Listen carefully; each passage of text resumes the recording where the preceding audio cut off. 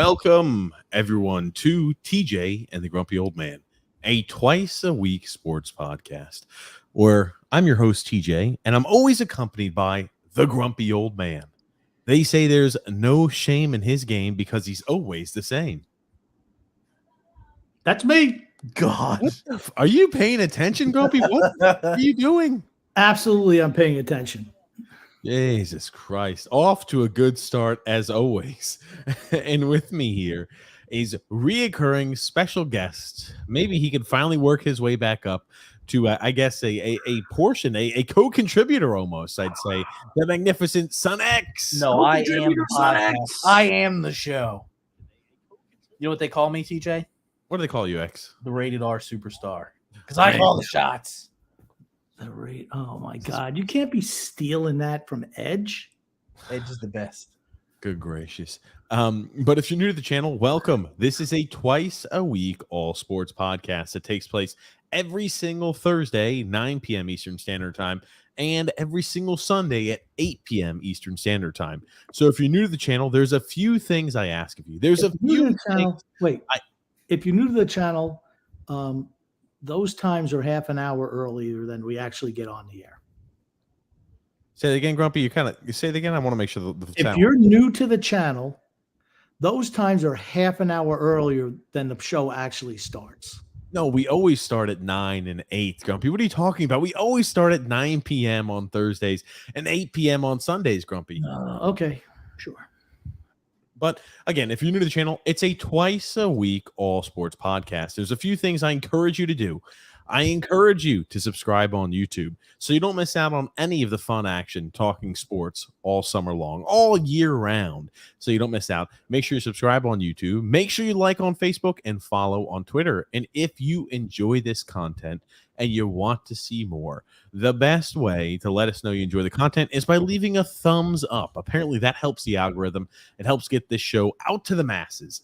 But as I mentioned, this is an all sports podcast where we talk anything and everything sports. We talk NHL, we talk MLB, we talk NFL, we talk college athletics, we talk NBA, we talk European football, which is AKA soccer here in North America. We talk anything and everything sports on this channel. And for today's episode, we're going to have quite a few things to go ahead and cover and discuss. I mean, you talk about De La Cruz, who has just been absolutely on fire. We're going to go ahead and talk a little bit about him. We're going to talk about DeAndre Hopkins. There's some news regarding DeAndre Hopkins. We're going to talk also. The MLB draft took place today. We're going to discuss a few things that I think are quite interesting. Interesting that occurred during the draft already. We're going to talk about the MLB postseason playoff picture, and we're going to be talking about a summer blockbuster trade in the NHL. Yeah, Alex Debrincat is headed to the Detroit Red Wings. We'll go ahead and break that trade down. Who is going back in the other direction to the Ottawa Senators, and we'll break that down in its entirety. But before we jump in, let's look at some of these comments here to get up to date. Drew says here, so as expected, Detroit won out on Debrincat. Now Islander fans on Twitter are doing their usually coping techniques. It's sad to see. X, any comments? I was going to make a comment for Drew about Wembanyama because I remembered he said that he was so good. I think he went 2 for 13. I know this is off topic from the comment, but he went 2 for 13 in his first game. Oh, okay. All right, Grumpy, what do you think about what do you think about the? I'm sorry, I have this. We can talk about Wembanyama later. There, X. I'm sorry, I have the Spurs game on in the background, so that's what made me think. Why don't you turn that Spurs game off, X, and pay attention to our conversation? Okay. Stick to the script, X. When I ask you if you have any comment on this, you really want to talk about this. I didn't think the Islanders were going to pick anybody else up this year. Okay. Okay. My opinion, much ado about nothing. As we mentioned on the Islanders Never Say Die podcast last night, we're not getting Debrincat. As we mentioned 2 weeks ago, we're not getting Debrincat. It just wasn't happening because the Islanders have nothing of value that any team wants. They have no salary cap space to sign players and give them what they want. The Islanders are doing nothing.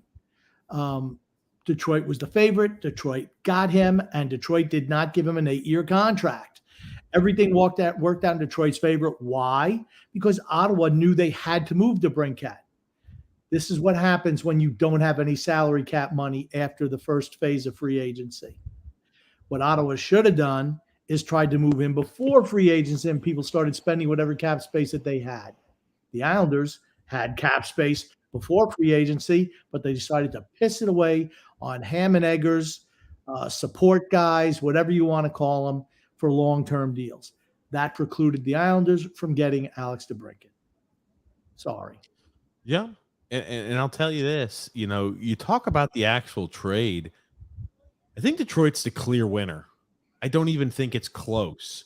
I think Detroit came in with a clear victory. Everybody was starting, the Yzer plan. Are we starting to go ahead and worry? Oh man, Steve Yzerman. Oh, we're worried. Things haven't looked great for Stevie Y. And just like that, he makes a fantastic trade for the benefit of the Detroit Red Wings, and all of that. All of the questioning starts to subside because he is a master of the deal. He came away with many victories regarding trades for the Tampa Bay Lightning years ago, and he's done the same here with the Detroit Red Wings. Now, they gave up Dominik Kubalik. Now, he played in a little bit of a top six role. Kubalik's never put up more than 45 points in a season. At 27 years old, a guy playing in a top six role who's never topped more than 45 points, I'd say, Grumpy, right, expendable is probably the best way to put it, right, for Kubalik? For certain. He was not a deal breaker. You know who we can compare that to? We can go ahead and compare that to, I don't know, a lighter version of Anthony Beauvillier. Yeah. A less successful version of Anthony Beauvillier. I'm sorry. He put up 46 points his first year at 24 years old in Chicago. I do apologize. 46 points, 38 points, 32 points, and 45 points. So at the age of 27 years old, or he'll be 28 at the start of the season, they moved a guy who's never topped out more than 46 points in a season. Very reminiscent of Anthony Beauvillier. I'm just going to use that to compare for Islander fans who listen to the show. You trade away here Donovan Sabrango. How do you pronounce that? Sabrango. He's an ECHLer. Plays in the ECHL. Doesn't even play in the A. At 20-something years old, he's an ECHLer. 21 years old, played for the Toledo Walleyes last year. Chances of him making the NHL are slim, right? Let's just be honest. Yep. Chances of him being an NHL contributor are not great. He's just a throw-in, sounds like to me. You get a conditional first-round pick. We're going to break down what the condition is. A conditional first-round pick from Detroit and a 2024 fourth-round selection for Alex Debrincat. And immediately, as soon as he was traded, he has signed a 4-year extension with the Detroit Red Wings. 4 years, less than $8 million per. And to kind of go over, hey, what is the condition? The condition for the first-round pick is the Red Wings have the option of sending their own first-round pick or Boston's first-round pick to Ottawa. So they have to roll the dice and say, hey, if Boston has a good year next year, makes the postseason, we're trading a pick that's not even a lottery pick. We're trading a pick that could be in the late 20s with how fantastic. Boston, the greatest season ever recorded in NHL history regarding total points. And you're going to be, you have the ability to trade away that selection, which could be a mid to late 20th overall or 20th pick. To me, it's an inconsequential first-round pick, right? So let's say it's going to be Boston's pick, probably. Boston, yes. Okay, Boston, they're finished, whatever.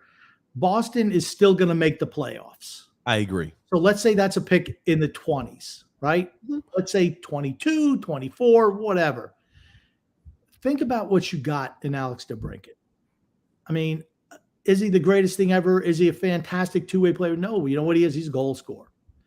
That's what Detroit needed. That's what they needed, and they got one. So Kubalik was a guy who, he put up points on a bad Chicago team, and this year he put up points on a not great Detroit team. The only reason this deal happened is because they knew they were losing Debrincat at the end of the year. Only reason. Yeah. Well, and I was going to ask a question.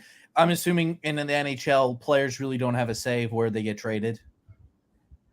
Unless they have a no move clause or a no trade clause, which Lou likes to hand out to our players like candy. Okay, because I was just curious because I know the Detroit has been really, really bad. I think they were like the worst team in the NHL last year, and I'm thinking, why? They were I thought they were the worst. I thought weren't they a pretty bad team last year? They didn't make the postseason, meaning that they were below average. at least. Best case scenario, below average. Detroit's in a rebuild. They were not a good team. They were not the worst team. They were far from the worst team, but they're not a good team, if that makes sense. But that was my point, is to like, why would a guy want to go somewhere like that as opposed to go to the Islanders when the Islanders made the playoffs last year? They're in a better position in making the playoffs as opposed to a team that didn't qualify for the playoffs last year. Well, the whole thing is you have to negotiate in a contract. Remember, these are guys that are 25. He's a 25-year-old who's had great production in his career. Look at his points there, X. 52 points at 20 years old, 76 points, 45 points, 56 points, 78 points, 66 points. A guy who's historically been around that 60-point mark. Some years higher, some years lower, but historically been around the 60-point mark. Yeah, to address what you were talking about earlier, X, when you get to be an unrestricted free agent or getting ready to enter unrestricted free agency or sign a long-term deal, you get caveats from certain teams. The New York Islanders, for instance, love to give no trade clauses, modified no trade clauses, where a lot of teams don't do that. It gives the team flexibility when you don't give them no trade clauses. And the player as well. Right. And if the player doesn't like it, he can leave. They can force his way out of town. But it's mostly a protection for the player. If the player likes a certain area, he's going to try to politic for a no trade clause of some type of effect. If you're trying to compete for a cup, you cannot be handed off to a shitty team if you don't want to go there, is kind of what it allows you. It allows you to protect you. And go ahead, Grumpy. I'm sorry. Yeah. Long story short, I don't know if Debrincat has any of that protection in this 4-year deal. It would not surprise me if he does have some type of modified no trade. But the fact is, he wanted 8 years of a contract extension. He only got 4. And it was because of the market and the fact that teams do not have money under the salary cap. That's why it's so important to leave your team with some type of flexibility, that a team like the Islanders, who we love to root for and have a podcast for, they don't believe in that. They give all the power to the players. It's foolish. So think about this. On a 4-year contract, Debrincat gets no trade protection his first year. Absolutely zero trade protection his first year. Only gets a modified no trade clause his second, third, and fourth year. There is no full no trade clause. Just a modified, probably 16-team. A 16-team no trade list. That's it. And so what does this do for Debrincat, this particular deal? Why would he sign something like this? Well, let's say he comes up to the last year of his contract and Detroit says, you know what? We're not going to re-sign you. We know you've outperformed your deal. We don't have money. They might try to dump him anywhere. Now it gives a modified no trade clause, which means that Debrincat will have some type of, and like I said, all hypotheticals, but Debrincat would have some type of control on where he gets traded to before going to be an unrestricted free agent at the age of 29. Gotcha. And you think the Islanders wouldn't have offered him something like that? No, the Islanders definitely would have. Absolutely. They didn't have the money. Because they spent it all on re-signing their other players. They traded for Bo Horvat. This is they traded more for Bo Horvat and gave him a longer deal with more money. Yes. For a guy who does not put up anywhere near as many points as Debrincat. If the Islanders had traded for Alex Debrincat, they would have given him an 8-year extension, $8.75 million a year. I guarantee. Gave him more money than what he received. He has been more productive. I don't think he's a better all-around player than Bo Horvat, but he's certainly a better offensive player. Do you think Lou did the trade for Bo Horvat almost as like a panic move? No. I think he wanted him. Here's what Lou Lamoriello does. He does nothing in the offseason because there's competition for players, and he just can't get a deal done. And players don't want to come to Long Island. Just don't. They only go there if it's a Stockholm syndrome type situation where they trade for guys and then they indoctrinate them into the Stepford Wives group, otherwise known as the cul-de-sac crew.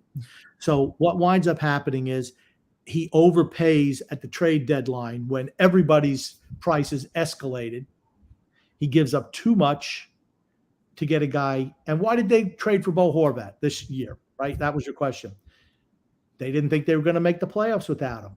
because the Islanders were sputtering at that time. Wasn't Barzal hurt at that time period too? Yeah. No, he was healthy. He was He got healthy hurt during the playoffs. but they were just scuffling around.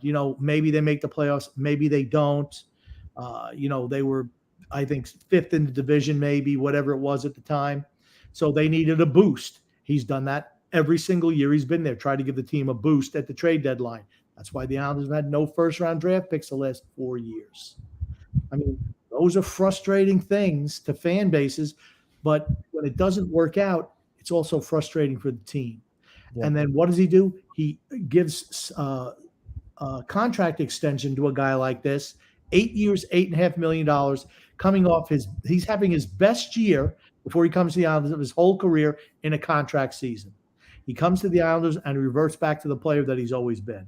That's something of a red flag for Islander fans. Yeah, and I think it's an apt way to put it there, Grum. You look at like Bo Horvat's production.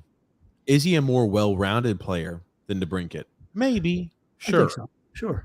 I think maybe he plays more defense than Alex Debrincat, but the Islanders don't need defensive responsible wingers, is what it was. You look at Bo Horvat's numbers, right?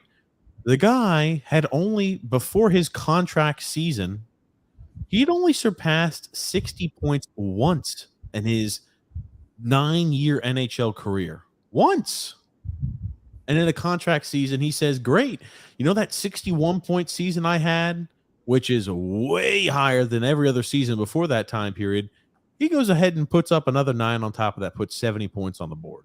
What's interesting to me, he's only had one season. I realize plus and minus isn't the be-all, end-all, but only one season where he's had a positive plus-minus. I mean, to me, that's interesting. A red flag. Yeah.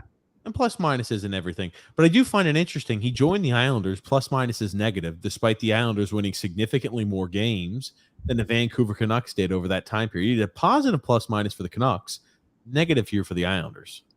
Isn't that interesting? On the ice for more goals against than goals scored when he joined the Islanders.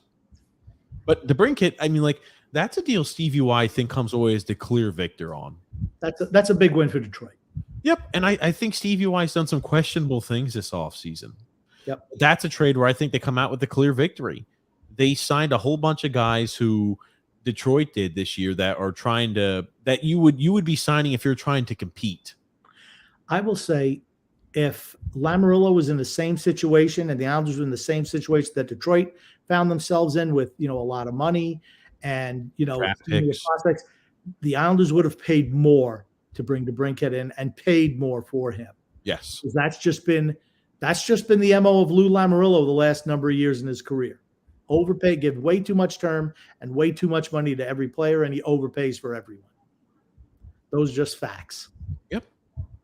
So, as to why wouldn't he go to the Islanders? It's more of the Islanders didn't have the cap space to sign him.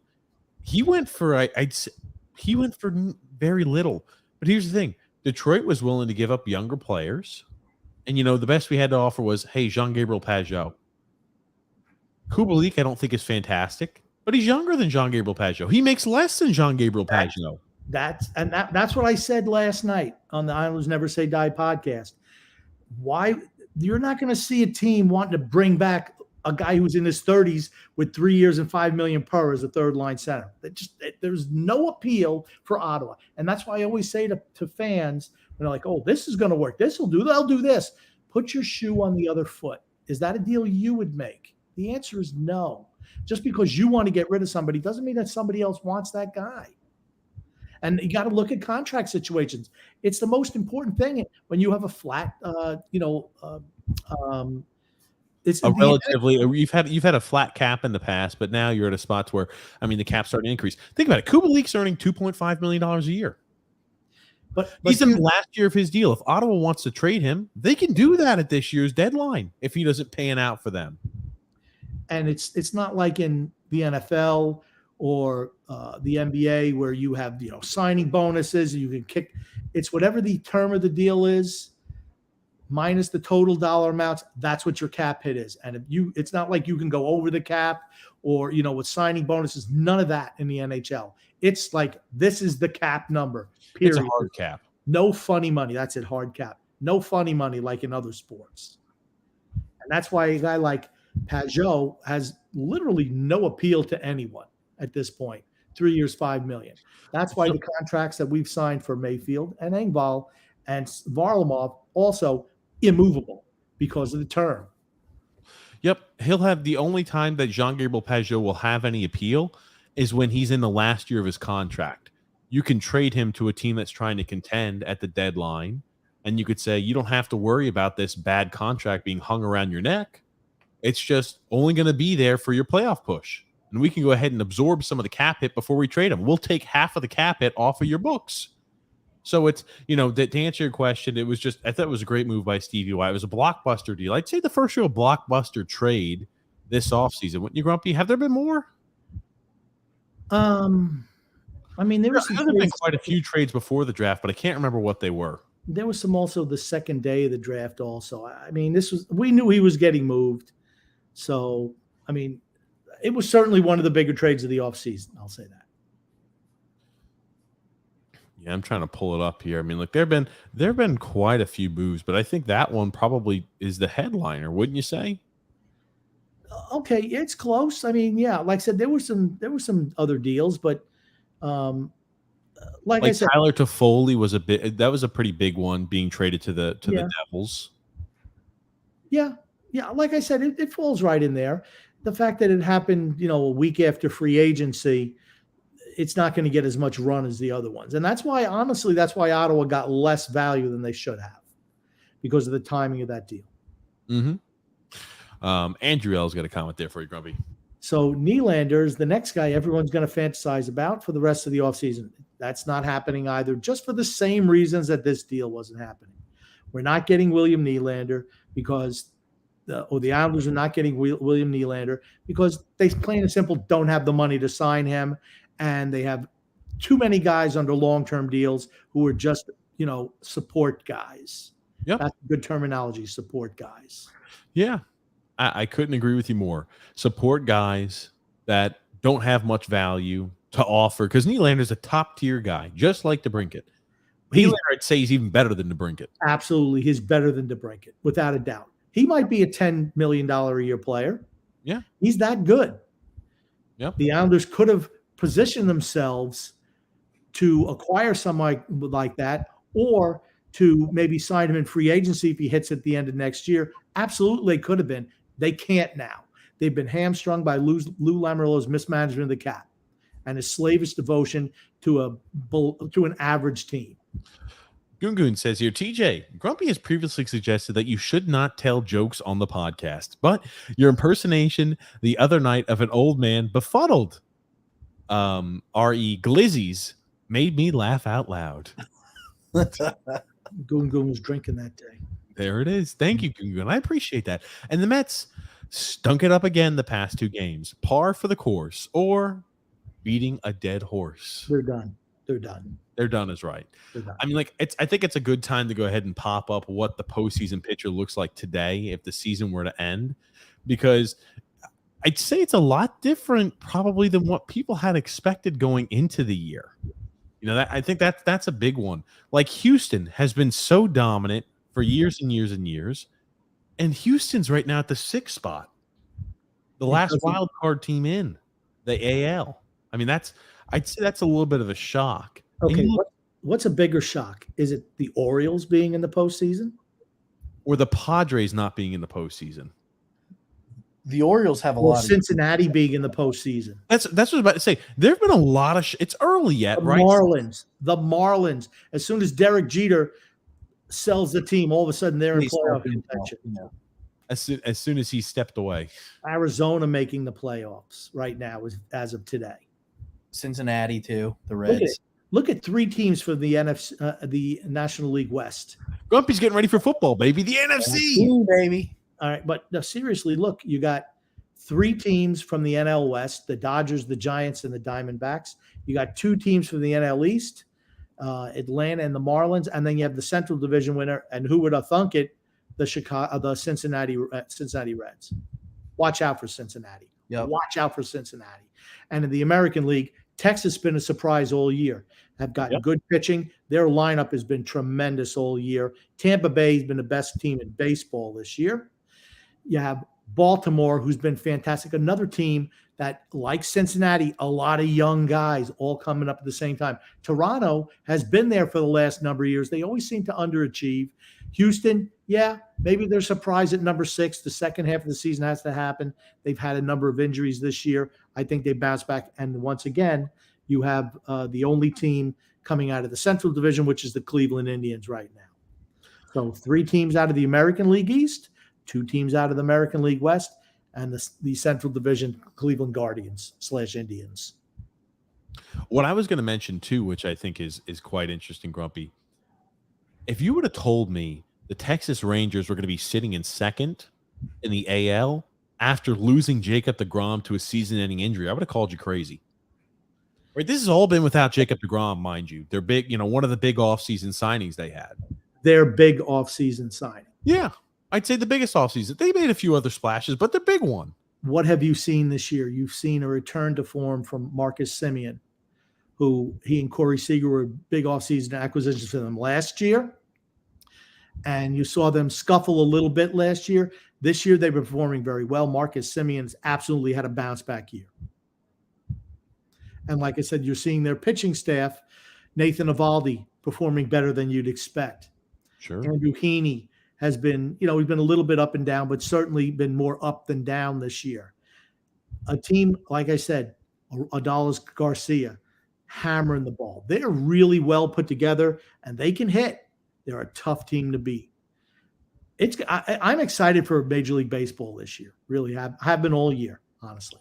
Grumpy, who do you have winning the World Series this year? It's too early yet. It's too early yet. Let me ask you this. All right. I was saying based off of this right here. The sentimentalist in me, even as an old Oakland A's fan, Cincinnati and Baltimore.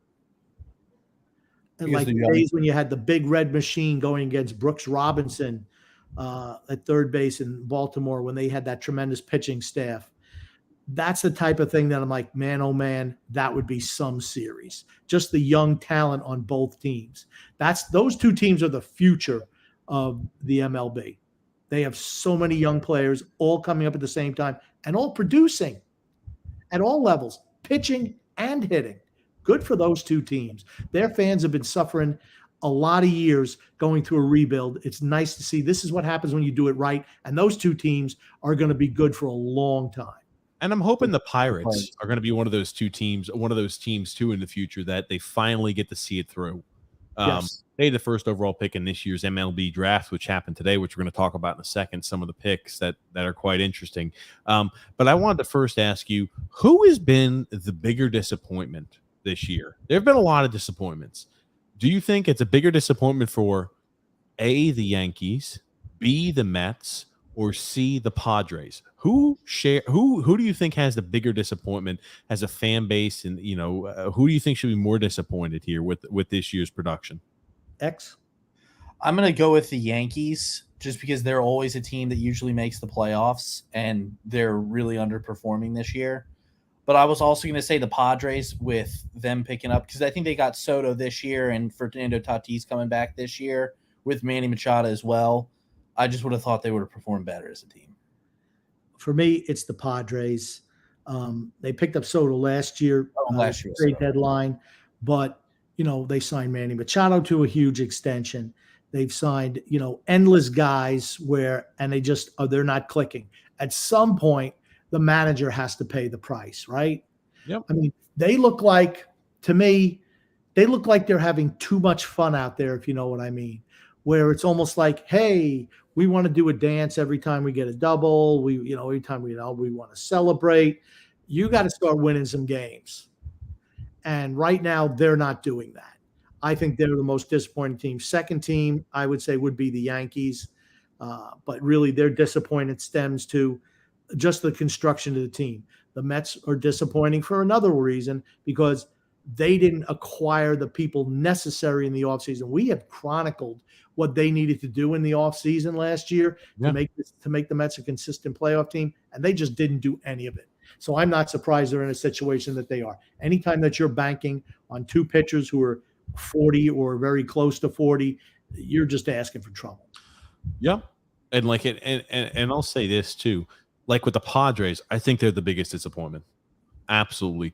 You look at it where it's like last year they were without Tatis the entire year. He comes back. That should be a huge bonus. He's fantastic. And he's been good this year, too. He's been really good this year. Blake Snell has been playing out of his freaking mind good. And they still are having a losing record at like 43-47 or something like that. I'm sorry. There's still a ways to go. Yes, that's what I said. The season's not over, but man, very disappointing. Yeah, a little bit past the halfway point, but they're going to just have to start stringing some winning streaks together. Yep. They are capable of doing that. I think of all the teams who are most capable of coming back, it's the Padres. Yes, out of the Yankees, Mets, and the Padres, I think the Padres had the best chance to make a stand and to make it back into the postseason picture. Aaron Judge being hurt, the Yankees really suck. Yankees, yep. They suck without him. And that's because of how poorly they're constructed. Yeah. And, you know, I wanted to post, only one more thing I wanted to post here, specifically about the playoff pitcher. Oh, man. Yeah, like regarding Blake Snell, have you seen the numbers that he's been putting up here for the Padres? He's been phenomenal the last 2 months. Phenomenal. Back to what he was when he won the Cy Young Award. Yep. I was about to ask you, because there were a few guys, like for Houston, right? Framber Valdez was hot as all get out at the beginning of the year. Kind of started to cool off a bit. But you look at Blake Snell, like guys who are heating up at the right time. Since May 25th, Blake Snell has started 9 games. He has a .68 ERA with 84 strikeouts and 53 innings pitched. I'll be honest. You pitch like that, you're going to win a Cy Young. I don't think he's going to win a Cy Young because the beginning of his year was really bad. It's a full year award, right? And Zach Gallen's been better than him. Spencer Strider's been better than he has. Those guys are the 2 front runners. Blake Snell's not there. You got to remember, yes, he's been hot. It's only been since the end of May. We're in the middle of He's been dominant. He's been the best pitcher in baseball since the end of May. Yeah, but guess what? They started playing in March. So, you know, you got to count those months too. It's like seeing Elly De La Cruz is, MVP. No. Or Rookie of the Year. No. He's only been up for a month. Okay, I will say this. I know that Zach Strider has more wins. I'm sorry to interrupt. Blake Snell has a 2.85 ERA, and I think he leads in strikeout, or he's got 132 strikeouts, more than Strider does too, or less. I'm sorry. Strider leads the MLB in strikeouts at 166. I apologize. Yeah. And Zach Gallen's been really good too. Zach Gallen's been really good this year. Really good. For another team that was not predicted to do much. Yeah. He's almost an automatic victory every time out. I'll tell you this. If he continues to play the way he has, I do think he's got a chance to win the Cy Young. That's all I'm going to say. That's all I'm going to say, Grumpy. I think he's got a chance. Okay, we'll see. Speaking about De La Cruz, I'm not sure if you guys happened to see, but he performed a task that had not been done, I think, since like the 1920s. He stole every single base in a game. He got a base hit, and then he stole second, third, and home. All in one sequence, by the way, which is the impressive part about it. De La Cruz goes. Pitch called strike, throw down on a hit late. Another steal for Elly De La Cruz. Takes off again. Pitch down and in. Fade throw. There's no chance. 2 steals. De La Cruz had already looked a couple of times at Brian Anderson, knowing that if he got a jump, he's going home. The throw. He's still home. You want to know what that reminded me of? What was it? The 8 and 10-year-olds, or 8, 9, and 10-year-olds when they're walking back to the mound, not paying attention. The guy on third base. It's literally what it reminded me of. But yeah, incredible what he did. Incredible. Gets a single, and within 2 pitches, he's home he scores without even a ball put in play. Yep. Think about that. He's very, very good. That kid's a real freaking deal. I was about to say, living up to the hype, I think, is the most apt way to put it. Now, this is something interesting, too. He has only played 30 games in his young MLB career. With his stolen base most recently, he's the only player in MLB history to have 40 hits and 15 stolen bases in his first 30 games. Do you want to know what else? He's 19 years old. Yep. Unbelievable. 19. His speed is freaking electric. O'Neill O'Neal Cruz, who plays for Pittsburgh, Uh-huh. De La Cruz is often compared to him. They say they're both very similar talents. This kid is better than O'Neal Cruz. He just is. O'Neal Cruz can hit for power, though. So does this kid. He's How got many home 4 runs home he runs have? in 30 games. Okay. How many homers? I'm sorry. 4 home runs in 30 games. Yeah. I mean, he's a switch hitter also. I mean, the kid is good, really good. Is he going to slump? Yeah, probably at some point in time. But so far, you can't. I mean, Cincinnati, what a fun team to watch. They're just fun to watch. I mean, I agree with that. He's fun to watch. They're a fun team to watch. You talk about players that help bring in a new audience, maybe who is not necessarily a baseball fan, but gets eyes on the TV. And this is one of these type of guys. Yes. He's just doing something that not many do. I mean, he's got 5 games in a row with at least 1 stolen base. He's a guy who is exciting, just as you had mentioned. You very rarely see players steal home, let alone at one at bat, he steals. Think about it. 2nd, 3rd, and 4th, and Well, 2nd, 3rd, and home. The only time you ever see players usually steal home is on a pass ball. That's it. Yep. Well, no, that's It's not a there. steal of home. That's a pass ball. So Or a wild pitch. He just went and couldn't make the play. You don't see guys stealing home much. You just don't. This kid has electric speed. He's got an absolute gun for an arm. Cincinnati. Yeah, we showed him up there last week or on our Thursday show. He went ahead and threw a pitch there from third base, and he went ahead and had the fastest throw for a put out this year. What was it, like 98 miles an hour or something like that? 95. 95. 95 change. He's got a cannon. And he's big. He's like 6'7". Big kid. That's hold on. Elly De La Cruz is 6'7". Yeah, He's really tall. Oh, he's 6'5". Still big as I shit. thought he was 6'7". My bad. I think that's why O'Neal Cruz, I know, is Maybe, 6'7". okay. O'Neal Cruz is 6'7". But still, I think that's why he gets those comparisons. Tall, lanky guys. Both are very fast. Both have cannons for an arm. Both are guys who are really 5-tool type players. Yes. I do need to mention something before we get too deep into the podcast. There will be no show this Thursday and next Sunday. We'll be out of town, but no show this Thursday and next Sunday. Just making sure I mention that off the top here. But I mean, he's been spectacular. That's a guy where, depending on how he plays the rest of the year, I disagree with you, Grumpy. I want to see him having a chance to maybe win Rookie of the Year with the way he's playing. No one's beating Corbin Carroll for Rookie of the Year. No one. Corbin Carroll is in the MVP conversation. Corbin Carroll's a rookie? Yes. He came up the tail end of last year. He played 32 games last year. Okay. Yeah. I mean, look at Corbin Carroll's numbers. Yeah, no. Okay, I didn't know he was a rookie. My mistake. And he's been the absolute catalyst for Arizona. The changing of the guard in Major League Baseball, we talked about it last year, was beginning. You are seeing it. It's almost complete now. Everyone, the new players are so spectacular and so productive. You've just seen a turnover, like a turning a page in the last year and a half. Total turning of the page, and exciting to watch. I hope we get something similar like that to the NFL.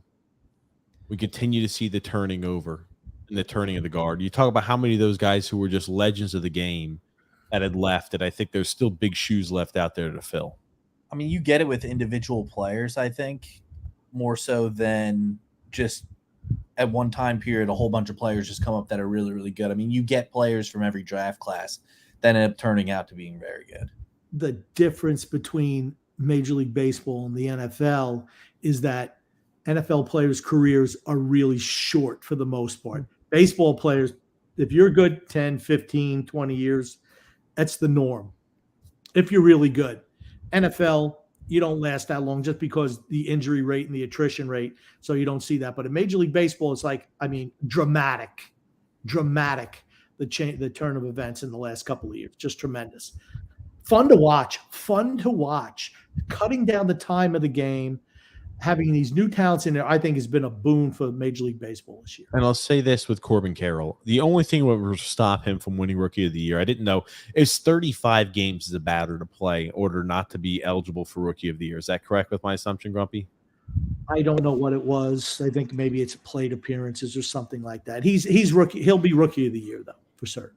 Okay. Yeah, I was about to say he's hitting 292. He's got 26 stolen bases, 18 homers, 48 RBIs, 63 runs. The only thing that would stop him from winning Rookie of the Year where if he got injured this weekend and then didn't play a game the rest of the year, because he's definitely, I didn't know he still was qualified as a rookie, but yeah, his numbers are ridiculous. Yeah. I mean, people are saying, oh, Elly De La Cruz should win. He should have made the All-Star team. Played 30 games in his career. You don't make All-Star game, baby. Yeah. No, come on. And puts up 500 home runs in his first game. But what are we seeing, right? Pitching has been, you're seeing new guys come in as pitchers, but no one's been spectacular. There's been a lot of up and down. I think it's because of the pitch clock or whatever. You're not seeing consistency that you've seen in pitching in the past, particularly from younger guys. But you've seen a lot of new young pitchers come on this year also, right? In the last 2 years. It's just, can you be consistent like a guy like Verlander or Scherzer? Those guys have been war horses doing it for years and years and years. You have to be consistent every time out. A lot of the pitchers haven't been that yet. Yep. Hold on a second here. Next comment here we got is from Andrew L. Said, Grumpy is the most vulnerable position. It's in a vulnerable position for the second night in a row. God help your lower back. It is a little tight right now. 3 hours left, 2 hours and 35 minutes, whatever, last night. And I noticed it's a little stiff now, but we're going to be working out the kinks. That's for certain. Might have to call the ambulance. Dugan says, yeah, you're 100% right, Andrew. Grumpy, why not experiment with sitting cross-legged in a yoga position? He has chairs. I get people. Okay, because I know the way Grumpy displayed it. Oh, I don't have a chair I can sit in. There's plenty of chairs he can sit in, but his ass doesn't want to use it. He wants to sit his ass on the bed. That's fine. I'm not a dictator. Let him do what he wants. Oh, really? No, you're a tyrant. That's right. I'm not a tyrant. I let him do what he wants. You're a tyrant. No, that's not the way it is. I can't sit cross-legged. My feet fall asleep. They do. Drew L says here, Brian Cashman fired another Yankees hitting coach. I'm just wondering when Hal realizes that Cashman is the problem because of the roster construction. I don't know. They should have known. We were calling for his firing last year. There's no way he should have come back. Same thing with Aaron Boone. I don't see how they survive another year, to be honest with you. You've seen how bad this team is without Aaron Judge. Now, Giancarlo Stanton has played better the last 2 or 3 games, but he hit a home run the other game. He had 2 home runs on Saturday. But he's not the player he was. And I don't understand why Cashman gets a pass. You can fire the hitting coach. Can you name a player on that team that's not a slugger? Maybe LeMahieu. LeMahieu's what, 34? He's awful. I mean, he's finished. He's older, right? Finished. Everyone's a slugger. You got the Volpe. He's a kid. What are you expecting? He's playing well. No, he's been the only one playing well as of recent. But he's not there yet. You know what I'm saying? Anthony Volpe, he changed up his batting approach. He definitely has performed. Okay. And who do you credit that with? Batting coach, don't you? Whoever the hell was the guy who he ate lunch with. I don't know who the hell that was, but he ate lunch with somebody, and that's what changed things up for him. Well, all I'm saying is the team as a whole, they're a team of sluggers. Yep. That's why the Yankees never win World Series, because the pitching gets better and you can't hit anymore. You're going to have to play some small ball. You're going to have to be able to put the ball in play. Everything's not a home run. And that's where the Yankees are struggling. We've talked about it for years on the show, for years. And like I said, I hate being right all the time, but that's what happens when you're a super genius. We've got a comment here from Kevin Scott Grump. Debrincat gives you no playmaking, defense, no corner work, average speed, and smallest player in the NHL. Thank God the Islanders didn't get him. Okay, but I'm going to bet if they did trade for him, you'd be saying a different story, Kevin. And like I said, he's not an overall player, but you know what he does? He scores.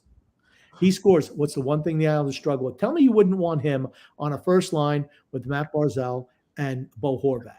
He's a finisher. He's a better skater he's more than an average skater. He's a better skater than Bo Horvat. If we're calling Bo Horvat an average skater, he's at least an above average skater to Brinket. He's quick on his edges. He does have the ability to create. He does have offensive acumen, significantly better than what you're giving him credit for. Does he play defense? No, he does not. Does he mix it up in the corners? No, he does not.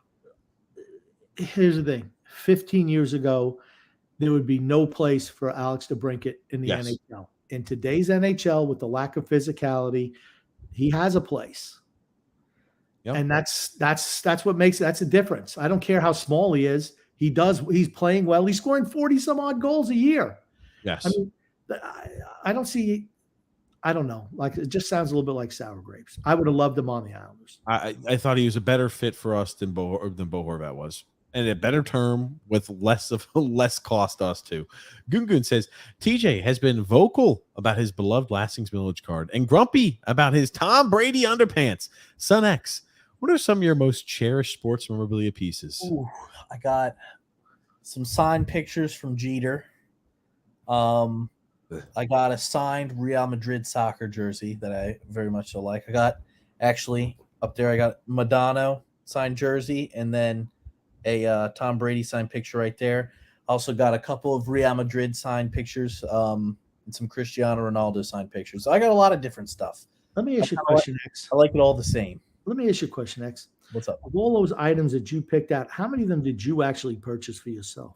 Ooh, well, or how many of them were given to me as gifts? No. How many of those did you purchase for yourself? That was the question. Don't try to change the question. Is that zero, Grumpy? How many? No. I feel like you know the answer. I think there's one. The Madonna? It's the Madonna jersey. That's right. It's the Madonna jersey. That's it. Well, okay. If you remember, the Brady picture was going to be purchased for myself. Yeah, exactly. Yeah. I was. TJ, show that De La Cruz. He stole 3 times. I've never seen anything like that before. I never have either. It was great. I loved it. You cannot bobble the ball with him out in the field. You can't. Yep. 9 and 10-year-old baseball. That's the only time I've seen it. Drew L said, ironically, the Islanders are like the Knicks when it comes to getting a superstar. They're always in rumors, but never get the job done. I think you're right. Sure. Okay. And James F says, how does Cashman and Boone still have a job? No idea. We thought they should have been absolutely gone at the end of last year. Goon Grumpy. Is it me or does Netflix suck? It's not you. Crappy selection, and they don't rotate worthwhile films at all. Grumpy, can you call them and straighten out the situation? The only way you make your voice heard, Goon, is you just cancel your subscription. I'll say the only thing Netflix has going for it is some of their original series. That's it. Well, I was about to ask you this, X. You like Netflix a good bit, don't you? I like their original series. I'm not a fan of Netflix as a whole, but I like their original series that they have on there. Yes, some of the original shows do you see yourself watching? How many shows on Netflix do you watch? Of the original series, probably shows in general. How often do you watch Netflix? Jesus, that's the question I'm trying to ask. I mean, it depends. I jump around. I watch different stuff. I would say maybe I watch Netflix right now. I've been watching Netflix, but I mean, it's probably 3 or 4 times a year when they come out with their original series. They drop the next season of their shows. That's it. Okay, Grumpy, I'm going to have you fact check X's ass. That's all I'm going to say. You're telling me you only watch Netflix 4 or 5 times a year. You only put Netflix on 4 to 5 times a year. But it's like for a duration of time. It's not like, I only put Netflix on 4 or 5 times throughout the entire year. It's like I watch it for 2 or 3 weeks, and that happens. Is it worth the money that you spend on that Netflix account? Yes, it is. How much you spend on your Netflix? $0, which is why I think it's absolutely worth it. TJ, ironically, you have Rangers fans now rebelling against Phil. Yeah, I just made a tweet, and he tweeted, he retweeted me saying, "Oh, look at these Corsi numbers," and it was, and all I tweeted back was, I'm sure the line mates, forwards, and defensemen that he played with had no impact on these special advanced analytics at all. I just left it there because I'm like, when you just say, oh, here's a screenshot of what the advanced analytics look like. Look what he's like on even strength for Ottawa. Yeah, Ottawa had shitty goaltending, shitty defensemen, and shitty forwards. Hold on. What is Phil saying about Ottawa? He's ridiculous. He thought that was a loss. He's like, I don't get why Steve Yzerman did that. They got the best player in the deal. They got the best player in the deal for little assets back in return. That's what smart general managers do. Maybe he's been watching that freaking dullard Beaky the Buzzard too freaking long. His brain's gummed to mush because he doesn't understand what general managers are supposed to do. They're supposed to identify deals where they come out as a victor, and it doesn't matter what you're giving back up. If you come out as a clear winner, you make the fucking deal. And that's what Stevie Y did. He came out as a clear victor, made an easy, straightforward deal. That's what good general managers do, not fucking Beaky. Beaky. I'm no longer calling him Lou. He will forever for now be known as Beaky. TJ, I have a question. Do you think you would ever partake in the celebrity boxing match? No. You actually being a fighter up there. Why would I? I'm not a celebrity. First off, you are an internet celebrity. I'm not an internet celebrity. First off, he's my coach, and I'm happy I'm not an internet celebrity. And second off, why would you have to be dedicated to box? You've got to be dedicated if you're going to prepare yourself for a fight like that. You do. Complete dedication. Okay. So the answer to the question, no. I was just wondering, with your size and stuff, you'd be pretty good. That's all. Freedom Fun Adventure, Grumpy. First-time commentator on this show. Debrincat had crazy lack of leverage based on his production. I'm surprised he didn't get more. This deal shows the Islanders need a new GM, but most of us knew that. Yeah. But here's the thing. Lamoriello put the Islanders in a position where they had no shot of getting someone like that because of all his mistakes. So, we've done it. We've gone through it 100 times before. It all remains the same. Every move that he makes hinders future improvement from the organization. That's all it does by keeping the same cast of characters who are they're Jags. They're just average players, and the team is an average team, but you keep doubling down on average, you're going to be below average before you know. Sure. Anthony says the Debrincat trade just shows you the Islanders are not a desirable place to come. Lou and management are blowing smoke up Islanders fans' asses about how much better our organization is viewed around the league. Exactly. Here's the thing. The trade means nothing in that regard. Yeah. Anthony. It's the fact that no free agents want to come there. Yes. That is it. No free agent wants to come to play for the New York Islanders unless they're 45, 50 years old and their careers are over and they get another payday. That's it. You trade for somebody, they sign you because you're going to get overpaid, and it's usually for players who aren't winners. Winners don't want to be playing for the New York Islanders. Islanders not a winning organization, just haven't been since 1983. Can I ask you a question, X? Are you wearing a shirt? Why can I only see from your midway through your chin up to your head? What's going on there? There it is. Whoa, I could see more of X. So when I pop a comment up, it's not like I just see the top portion. I see a Mike Modano jersey. That's good. You're just looking at my brain. Oh, God. Freedom Fun Adventure says, TJ, you had 24 hours and Grump still doesn't have a chair. Son X, when Grumpy comes to your house, is he allowed to have furniture? Is he offered a chair? Grumpy has been offered chairs, but he determined not to take them, Freedom Fun Adventure. I am having my names dragged through the coal, and I tell you what, this is unfair. This is unfair, Grumpy. I'm gonna just sit your ass up in a chair right now, even if you don't want it. I'm gonna go tyrant mode on you, Grumpy. I could have sat on the chair. I could have sat on the floor if I wanted to. That's what I was gonna say. Grumpy gets the floor at TJ's abode. At mine, you get furniture. Anthony Rizzi said, I don't mind losing out Alex Debrincat. The player I really wanted from Ottawa was Pinto. But both or either we had, we still have no chance of getting. Yeah. No, the back portion, I agree with Anthony Rizzi, but Debrincat's one of those guys that help the team now and in the future. At 25 years old, even if you signed him to an 8-year contract, you have him through the entire prime of his career. You have 8 extremely productive years of Alex Debrincat for looking at what Detroit gave up, a late first, an ECHLer, and a guy who's never put up more than 46 points in his entire NHL career at the age of 27 years old. Who's a UFA at the end of next season. Correct. Now, it's only a 4-year deal. So, if you really want him through his prime, You could have given him a couple more, but I understand why. James. Grumpy, where are you? Why not on your couch? I'm visiting TJ, and he doesn't let me have a couch. He's like, just Goon, Grumpy. Wow, look at this comment, Grumpy. This is going to get Grumpy hard as a rock. fuck. Kim Kardashian isn't dating Tom Brady. I told you he was not, but she has a crush. She has a crush on everybody. Wow, she's got a crush on Tom Brady, Grumpy. I'm not surprised. Every woman does. Oh, does the warden have a crush on Tom Brady? Should we ask her real quick, Grumpy? No, the warden does not have a crush on Tom Brady. How do you know? She's got a crush on me. That's how I know. Oh. Freedom, fun, and adventure, Grump. TJ is going to his grave hating wrongfully on Romanov and Horvat. Sad attempt to justify his millennial, although he looks like he's in his 40s. Damn.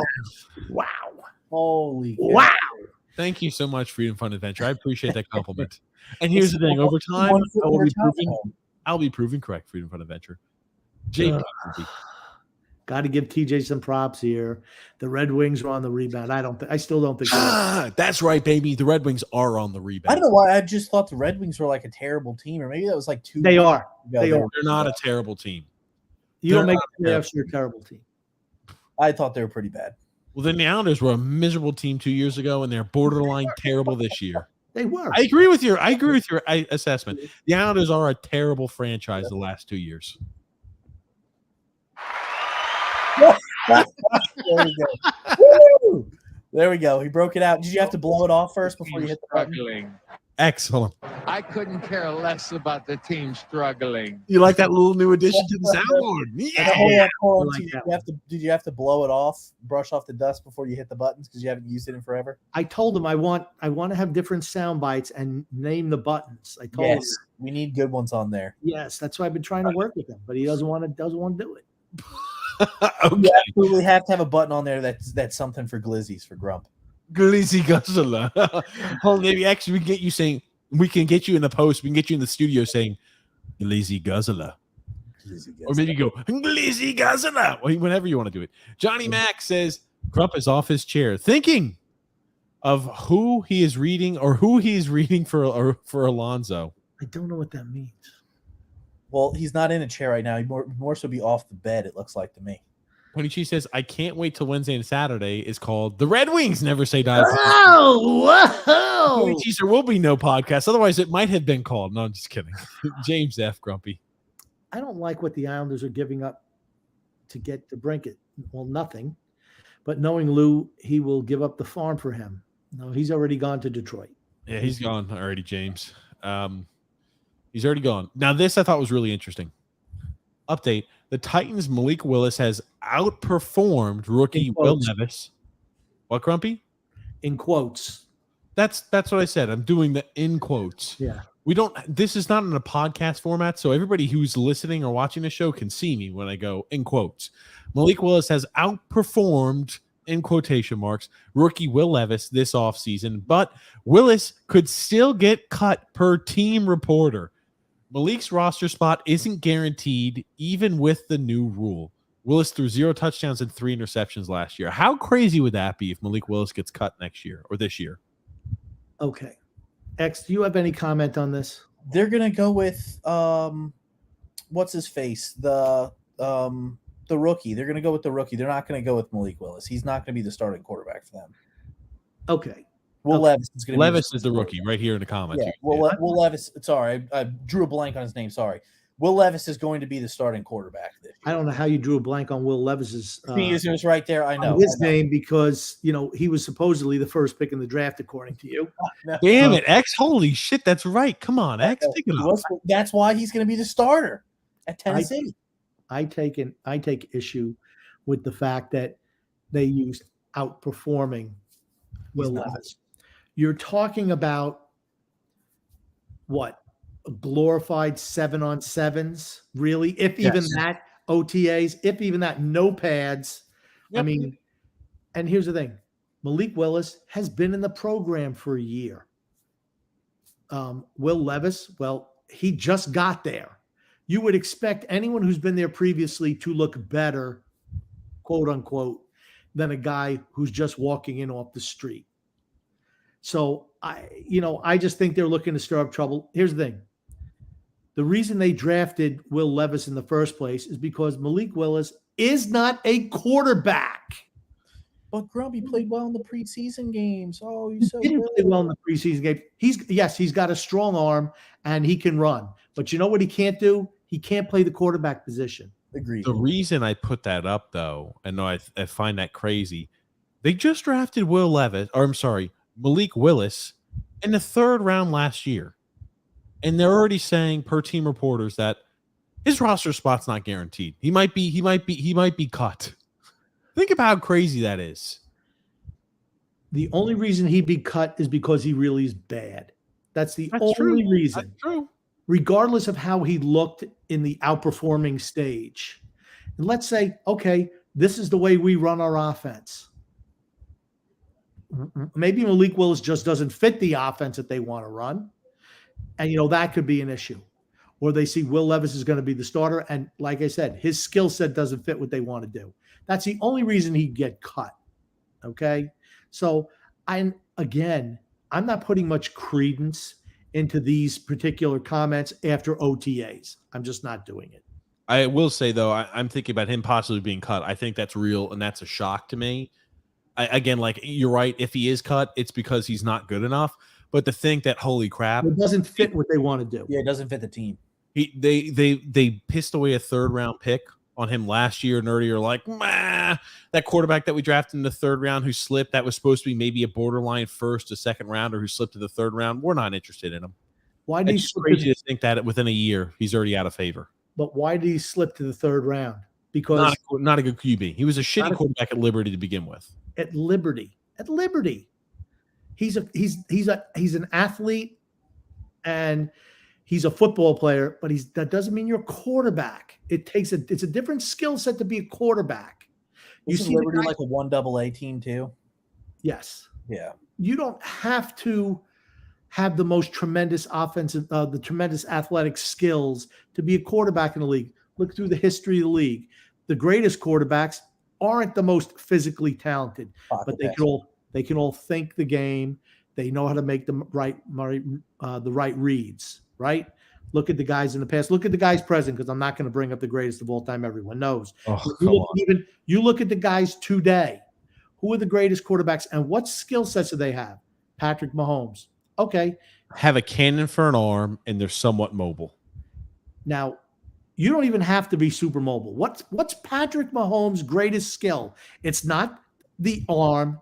It's not the running. It's the way he reads the field. Sure, that too. That is the most important thing. You have to have the skill set to get the ball out and get it to spots. Yep. But it's how you read the field. That's why I wanted for the Carolina Panthers to draft Bryce Young. That's the reason. The way they diagnose what's going on in the field, that's the most important thing that a quarterback can have. Yes, you need to have a little bit of a maneuverability, either the ability to step in the pocket or to side, just to move around in there, and it helps if you can run. And you have to have an arm, but you have to be able to read the field. It's the most important thing. Moving along. Oh, go ahead, X. I was going to say one thing. I think another player who's going to be kind of like Malik Willis is going to be Trey Lance as well. I don't think Trey Lance is going to pan out. You're going to find out this year whether he can do anything or not. I know last year he was injured, but I don't think he's going to pan out for San Francisco. I agree with you. I think he's got no chance. But I want to go. No. Before we, and I do want to talk about this. Johnny Mack also clarified his comment. Yes, I know. I've got that comment. We're going to put it up, Grumpy. Jesus Christ, Grumples. Yes, we got it, Grump. We got it. Grump is off his chair trying to think who he's sending over to Johnny Mack for Alonzo. Yeah, there it is. I want to talk this up here before we get back to comments. I had no idea that Sorokin and Shesterkin's career numbers were as almost identical to each other's. You look at it, they've played, obviously, Shesterkin's played more career games. He's got more career wins also.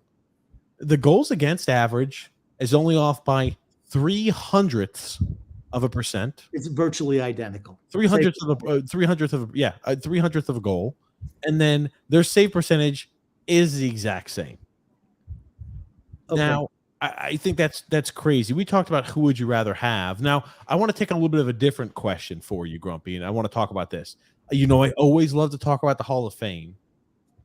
I think the rivalry and the comparisons between Sorokin and Shesterkin actually help Sorokin's chances of making the Hall of Fame if he plays long enough. Oh, God. You don't think so? He's got to win something. You have to win. There have been goalies who have made the Hall of Fame without winning something. He's 28 years old. He's going to have to play at the level he's played at for at least another 8 years before you're considering him for the Hall of Fame. I disagree. He's only been a full-time starter for 2 years. I disagree with you.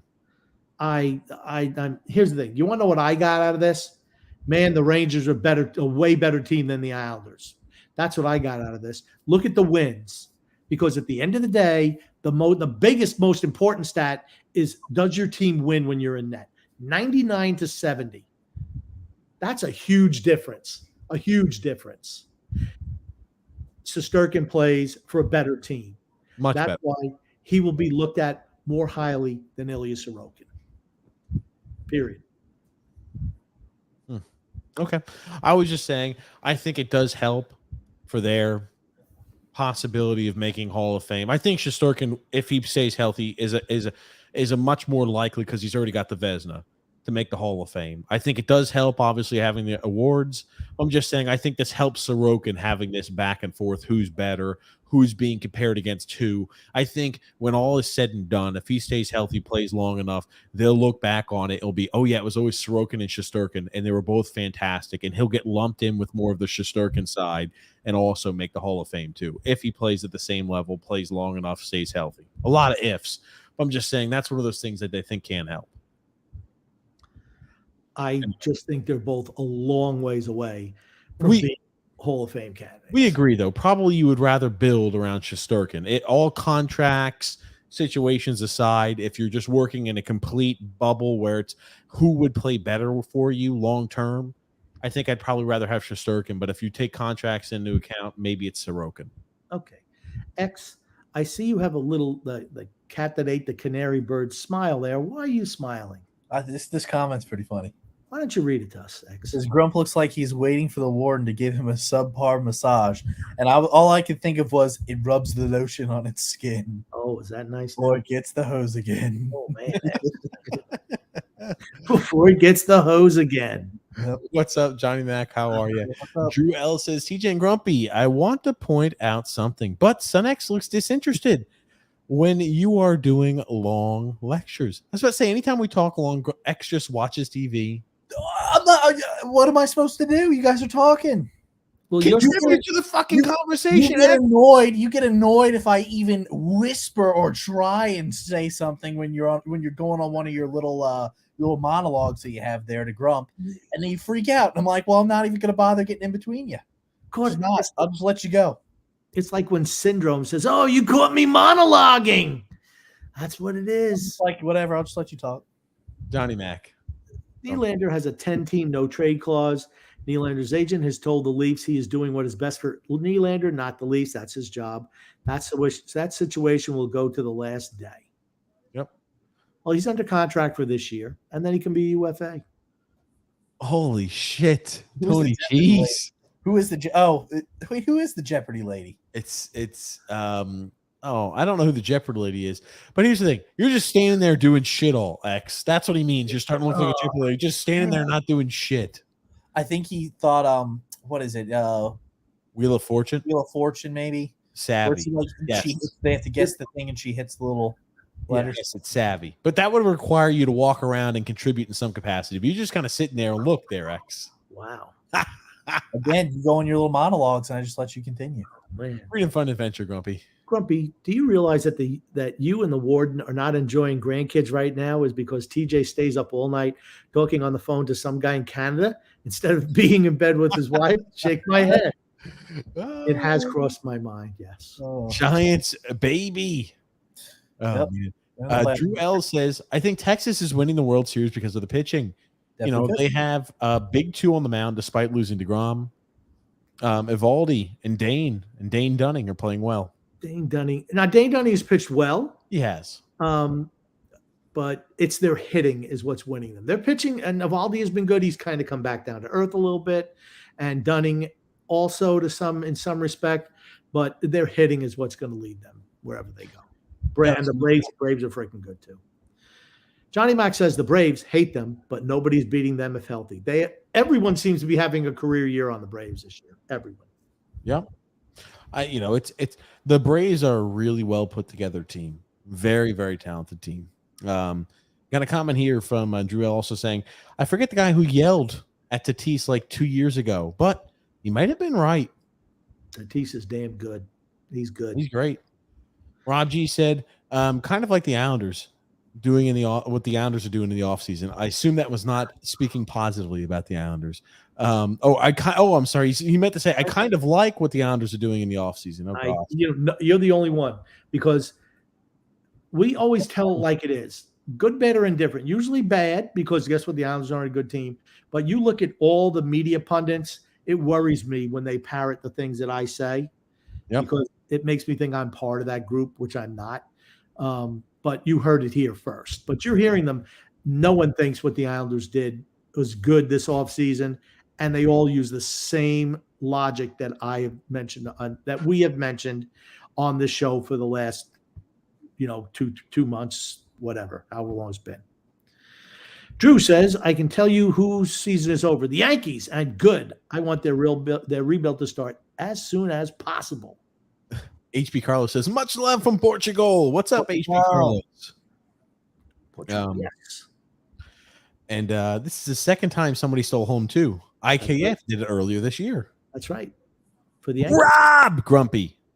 The De La Cruz factor shows how a bolt of lightning can charge a team and turn around a franchise. Lou, however, couldn't catch lightning in a bottle with a kite in a thunderstorm and a key on the end. We need to put a little metal to that. Lou. Yeah. Oh, God. What's up, Big Three? Hey, audience. What's up, Frank? How are you? De La Cruz isn't the only guy. McLean came up. You got Jonathan India. You had Andrew Abbott come in for the pitching staff. You got other guys in the minors who are ready to come up. They're a team that, like I said, I just see Big Red Machine and those Oriole teams from the 70s. I just see those two teams battling it out, until free agency kicks in. They're young and good. Rob Grumpy says, elder abuse live on YouTube. Christ almighty. Look at and TJ's like, he sits there like a slouch. He won't even sit up. He's laying back in his chair almost. You know what I think? He's laying on the freaking bed, Grumpy. Actually, I think his chair has armrests and he's rubbing them down. It's like, ooh, look at this. Grumpy does not have this. La la la. You will never get this. You will never get this. Oh shit. Little Borat reference. Let me show you David Ortiz. He played a little. He went ahead and played a little prank on Frank Thomas, and it's kind of funny. Little mystery. Earlier in Frank's water bottle, Big Poppy putting some Tito's. Hold on. Do you like how when he's pouring that shit in, like grin? It's almost like a cartoon where he's like, he's just laughing his ass off doing this shit. I'm sorry. Mystery. Earlier in Frank's water bottle, Big Poppy putting some Tito's. Frank wanted to make the show a little better. Frank didn't like the water. Our friend reaction. Let's hear Frank's reaction to this. It's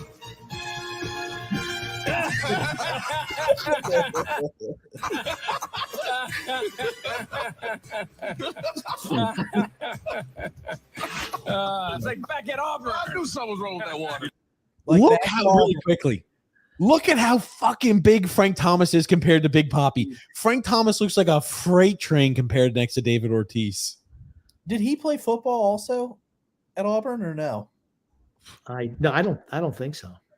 He played inject left and inject right. Ready? Oh shit. He's big as a bastard. I tell you, Frank Thomas is huge. Yeah, you're always doing something. Man. I tell you what, that's a really good team that Fox has put together for Major League Baseball. A-Rod is super good. Big Poppy's great. And so they're really, really good. And they work together as a team really, really well. Really, you know what it reminds me of a little bit when we talk about the success they have in that room? Kind of reminds me a little bit about Ernie, Shaq, and Charles Barkley. And Kenny the Jet. Kenny the Jet. Yep. So great room, just like this one here. Yes. That's what makes those shows good. When the guys get along and they're all, they joke with each other. Too serious. That's what makes a pregame show really, really good. Just to zoom in one more time, because I noticed this when we were watching it on the air here just live. Okay, look at how big this water bottle looks in David Ortiz's hands. It looks like a normal water bottle, doo-doo, you know, a normal size. When Frank has got this thing, it looks like a little tiny bit of water bottle. He drinks that. I mean, like, here's the thing. If you're putting vodka in your mouth, you're like, what the hell is this taste? That thing has gone down his mouth, and he's like, afterwards, he's like, well, what's going on? Oh, man. What a film's, Grumpy. Howdy, gentlemen. Grumpy said it right. Orioles fans have been waiting a long time, and what a blast it is watching these guys. Absolutely. They got Rushman at the catcher position. You got Henderson playing shortstop. You got Westberg playing second base. You have Colson. Oh, what the heck's his last name? A young outfielder just came up. They're going to be good for a long time. You're seeing Austin Hayes having the best year of his career. Salazar's maybe going to get moved to first base to make sure that all the young guys get to play enough outfield spots. Pitching is still something they need to add. Grayson Rodriguez has not come along as they'd hoped, but you could just see Baltimore's a team on the rise. The fact that they're in a playoff spot right now, good for Baltimore. Absolutely good for them and their fans. Drew says, well, Cashman just got a 4-year extension, so I'm not sure he's going to get fired. But what I will say is that I think there's a mix of both Cashman's roster construction and hitting coaches that he chooses that are the issue. It's the roster construction. Here's the thing. If you're a hitting coach, are you going to tell Giancarlo Stanton that, hey, dude, you need to cut down on your swing? Stop swinging for the fences. That's what they do. They're swing for the fence type guys. So now I wanted to put this up. Speaking about the Yankees, to give you the context of where this is in the first inning, bottom of the first. There have been 5 pitches thrown so far to the Yankees, and I want you to watch what transpires. I can't remember if X sent this to me or Grumpy sent this to me. I did. But thanks for sending it to me. Let's watch and listen, because I really got to bump the Make bottom. sure the sound's up. Yep. Catching Hendricks. I'm glad I got you. You can't even get through the defense. Oh. Game already, Michael. Wow. Alex McKay had heard enough.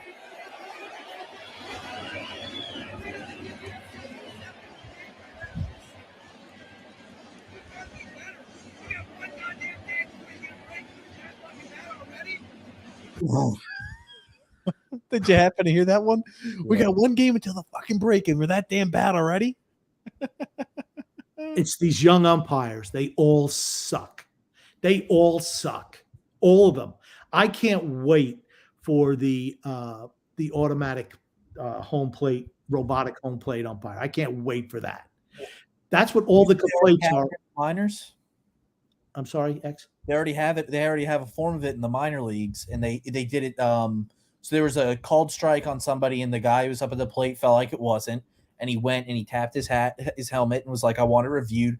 He went ahead, turned around, it gave him whether it was a ball or a strike. It ended up actually being a ball, and the guy got his base, and they said, "Nope, it was a ball." It works great. They already started using it in the minors. Is what I'm saying. Absolutely. And here's the thing: it'll stop these type of the arguing about pitches. Yep, you just do it right here. I want to challenge it. You know what this looks like, this particular picture?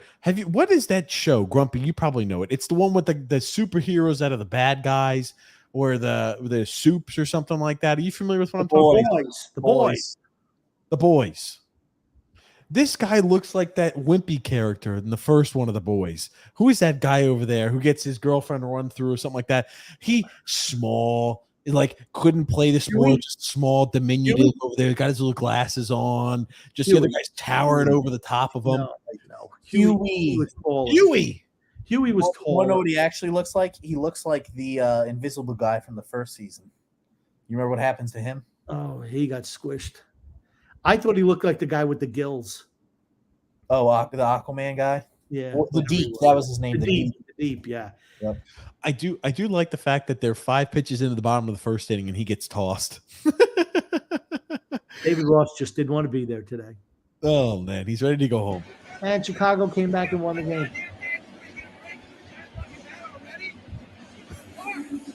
You got one game before the break. You're that bad already? Wow. That's probably the best lines I've ever You're heard. shit. You're shit. You're shit. And he's just got to say, and he's just taking it. Here's the thing. The young guys, I don't know. I don't know the pitch that he complained about. I wish we would have saw it, honestly. But the young guys, they think the game is about them. They just do. And the older managers they don't trust them either. They just don't. So they're going to catch shit until they get into the fold a little bit. I can't wait for the robot home plate umpires. I think it's the fact that they feel their job is threatened and they're trying to interject themselves in the game to show, hey, we're relevant in the game. We're needed in the game. Don't get rid of us. Yeah. That's what I think it is. Good I think point, it's more X. so to do with that. Finally, X with a good point here today. Thank you. Thanks. I'm trying. Only took me an hour and 20. We can't hear you, TJ. TJ, you involved here at all or what? Yes. Okay. Gotcha. I was on mute. Jesus. Pulling up the next topic of discussion. I want to go ahead and put this up. Now, it's funny. People over here saying, oh, wow, Bill Belichick, he might actually have the most losses ever recorded in the history of the NFL as a head coach than most wins. He might get the most losses before more wins. Oh, my gosh, look how crazy that is. And I'm like, that's kind of making its round around social media, Grumpy. He's only 13 losses away from tying Reeves and Jeff Fisher for the most losses in NFL history. What are your thoughts on seeing that, Grumpy? Okay. First of all, I think they're only looking at regular season. So it's a little bit disingenuous. You know, what's Belichick's record in the postseason? Because those numbers count too. I'd say they count more than regular season wins and losses. Yeah, I mean, here's the thing. Has he won any of those games since Brady's not been there? Well, no. But I think he's only won one postseason game since Brady wasn't his quarterback. But he's won a lot of postseason games, and he's lost a lot too. What does it matter how many postseason losses you have when you have almost 3? You're going to be 2-1, right? A 67% winning percentage. That's pretty damn good, right? Dan Reeves would have to go. Let's say Belichick loses next 13 games. Dan Reeves would have to win 108 games to have the same winning percentage as Bill Belichick. I mean, come on. It's just dumb. It's just dumb. The other thing that's worth bringing up, too, is you see who else is on that list at number 4? Before Bill Belichick, I'd say arguably the best coach in or one of the best coaches in the history of football, Don Shula. Absolutely. Anytime you coach for 1.5 million years, no matter what, you're going to have a shit ton of freaking losses because you're out there every single game. Your shelf life was not short. Your shelf life was long and robust, and you were a very successful coach. It's like the same thing with quarterbacks. Oh, Brett Favre has the most interceptions ever thrown by a quarterback. Well, yeah, he threw the ball 1 million freaking times. The likelihood that he was going to throw a lot of picks is high. I mean, where does Brady rank on all-time pass interceptions? He's got to be. The crazy thing to me is he's never had a tie, Belichick. I didn't know that. No. Well, okay, but here's the thing. How many in the olden days there was no overtime back when these guys were coaching? There were no overtimes. Well, there's no overtime in regular season. I think that's what they're looking at. There's no overtime. But there used to be if a game ended a tie at the end of regulation, game was over.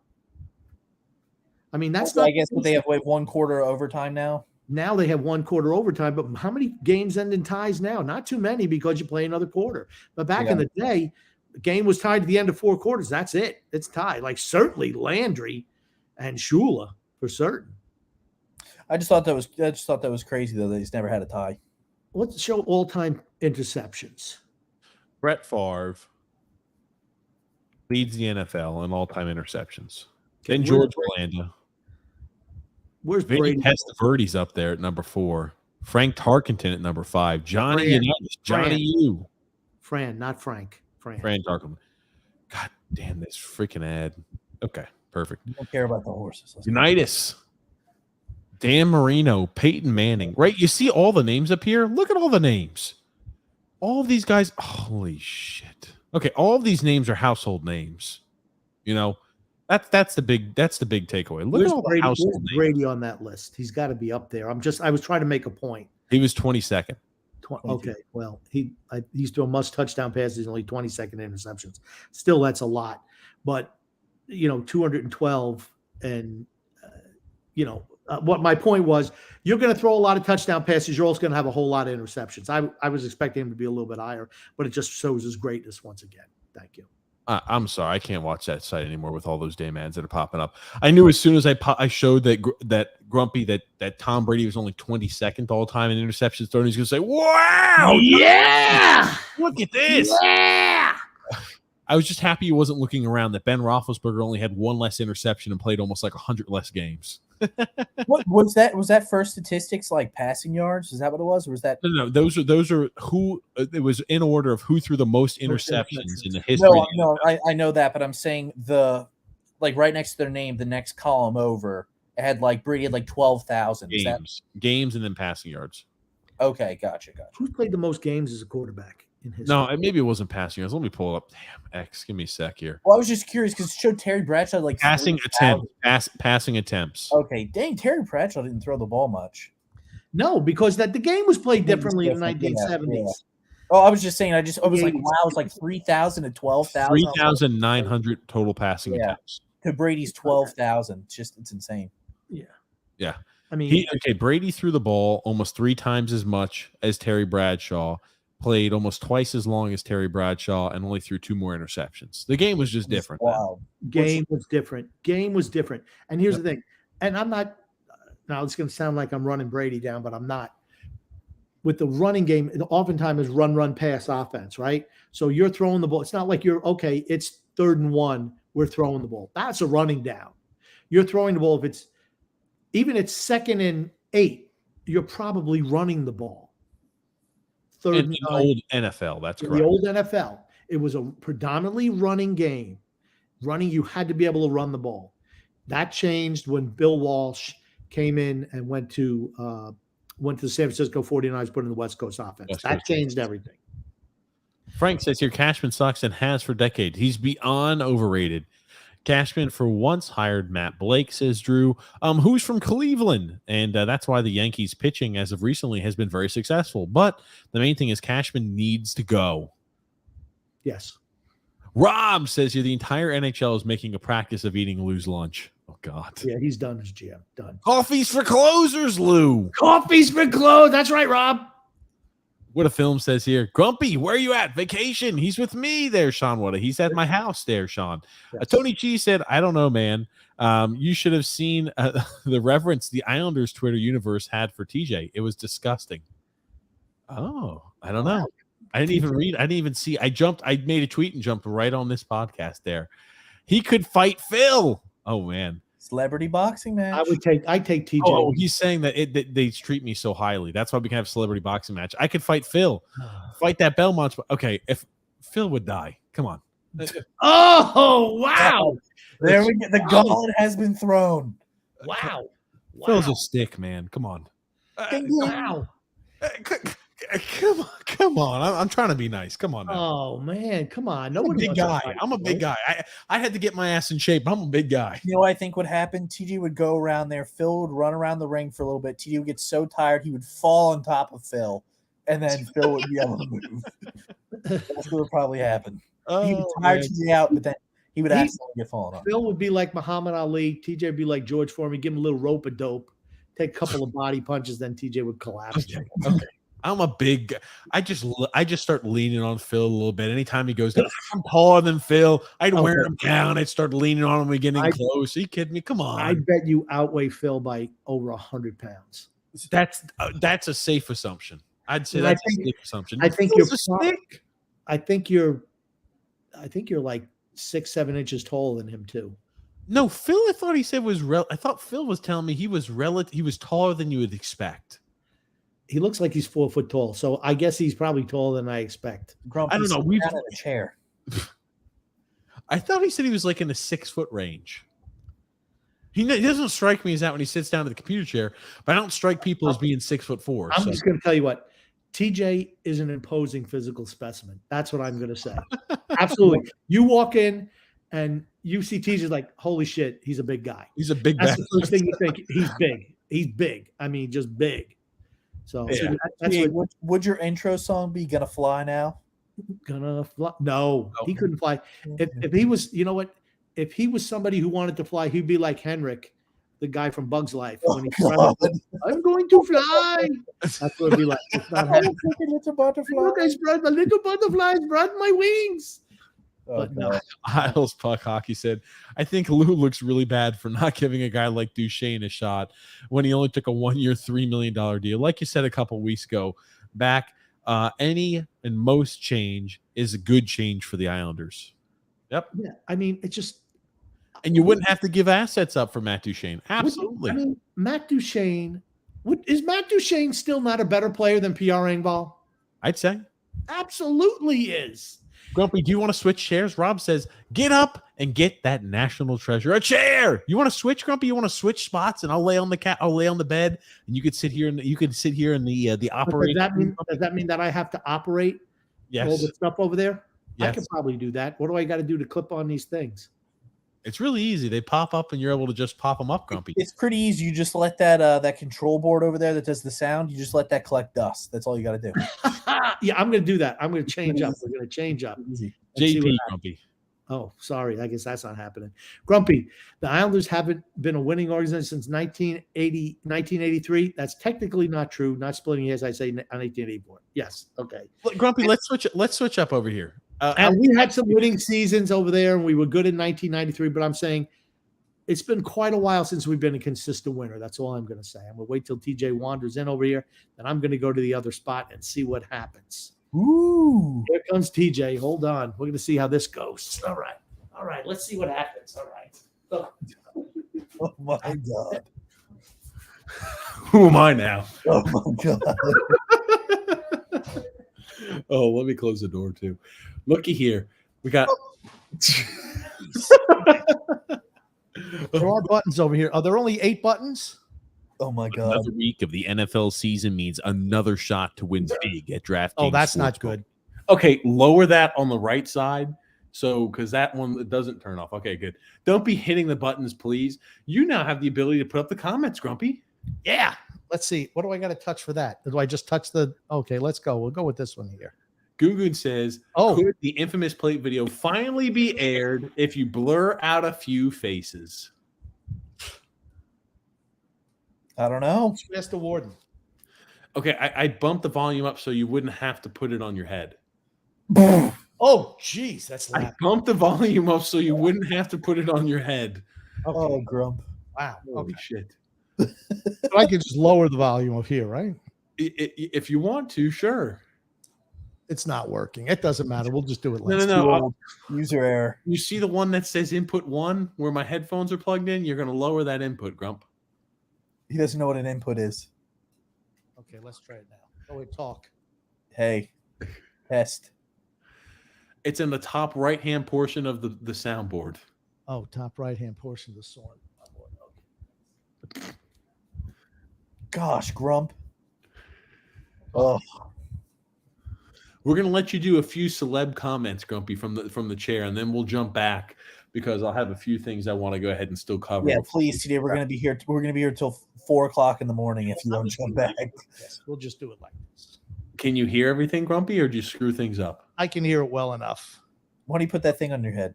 And usually I don't want to hear it because it's too loud. That's why. If anything, it's better. You'll be able to hear it. Okay. I don't think the plate video is going to happen. Sorry. Oh. JP says, I know the Islanders crushed them in Edmonton. Oilers. I know the Oilers crushed them in Edmonton, but that run, when considering the shape they're in, was incredible. Absolutely it was. Gungun says, TJ, what are some of the new sound effects besides drunk Namath? Namath. That's the only new sound effects I added for right now. There's another few that I'm going to upload, but that's the only one I've got on there right now. I will help with the sound effects. I'll get some good ones in there. Yes, thank you. We Hoopin' especially will absolutely. Wow! We Hoopin'. We've got to get a cameo from We Hoopin', and we can hit that on the soundboard every fucking time. Well, Grandpa! We'll get that one in there. Gungun says, TJ, what happened to your extensive book collection on your shelves? Are those Star Wars figures over your right shoulder? Dun, dun, dun, dun, dun, dun, No, dun, everything dun, got moved because TJ's having work done in the house. Yes. Freedom Fun Adventure says, Molly Walker shared a video of Sorokin and Shesterkin pushing an SUV together. Looks like they're down in Florida. Not that impressed. We always pushed SUVs by ourselves. Okay. This is uncalled for from Stephen. He says the only chair a Tom Brady fan deserves is an electric one. Very good, Stephen Porter. Thank you very much. Rob. Drew says, Rob, in terms of the city of New York, of the people of New York, and rapper Ice Spice, the NHL or lose munches. Okay. I don't know about that, but Frank is yelling at TJ. TJ, you said much better team for the Rangers. Thanks for proving me right, Rangers fan. Why'd you say that, TJ? Why'd you say that? I don't know, Grumpy. I did it because I wanted to. Guggenwood says, will Sorokin proudly hoist a Stanley Cup at some point in his career? If he changes He gets teams. traded from the Islanders, so I'll say no. Tony Chi says, Frank the dog. Frank the dog. Drew says, TJ, I think you must realize Son X isn't interested in the Islanders. You should talk about loose tenure in terms of being a CEO of a business.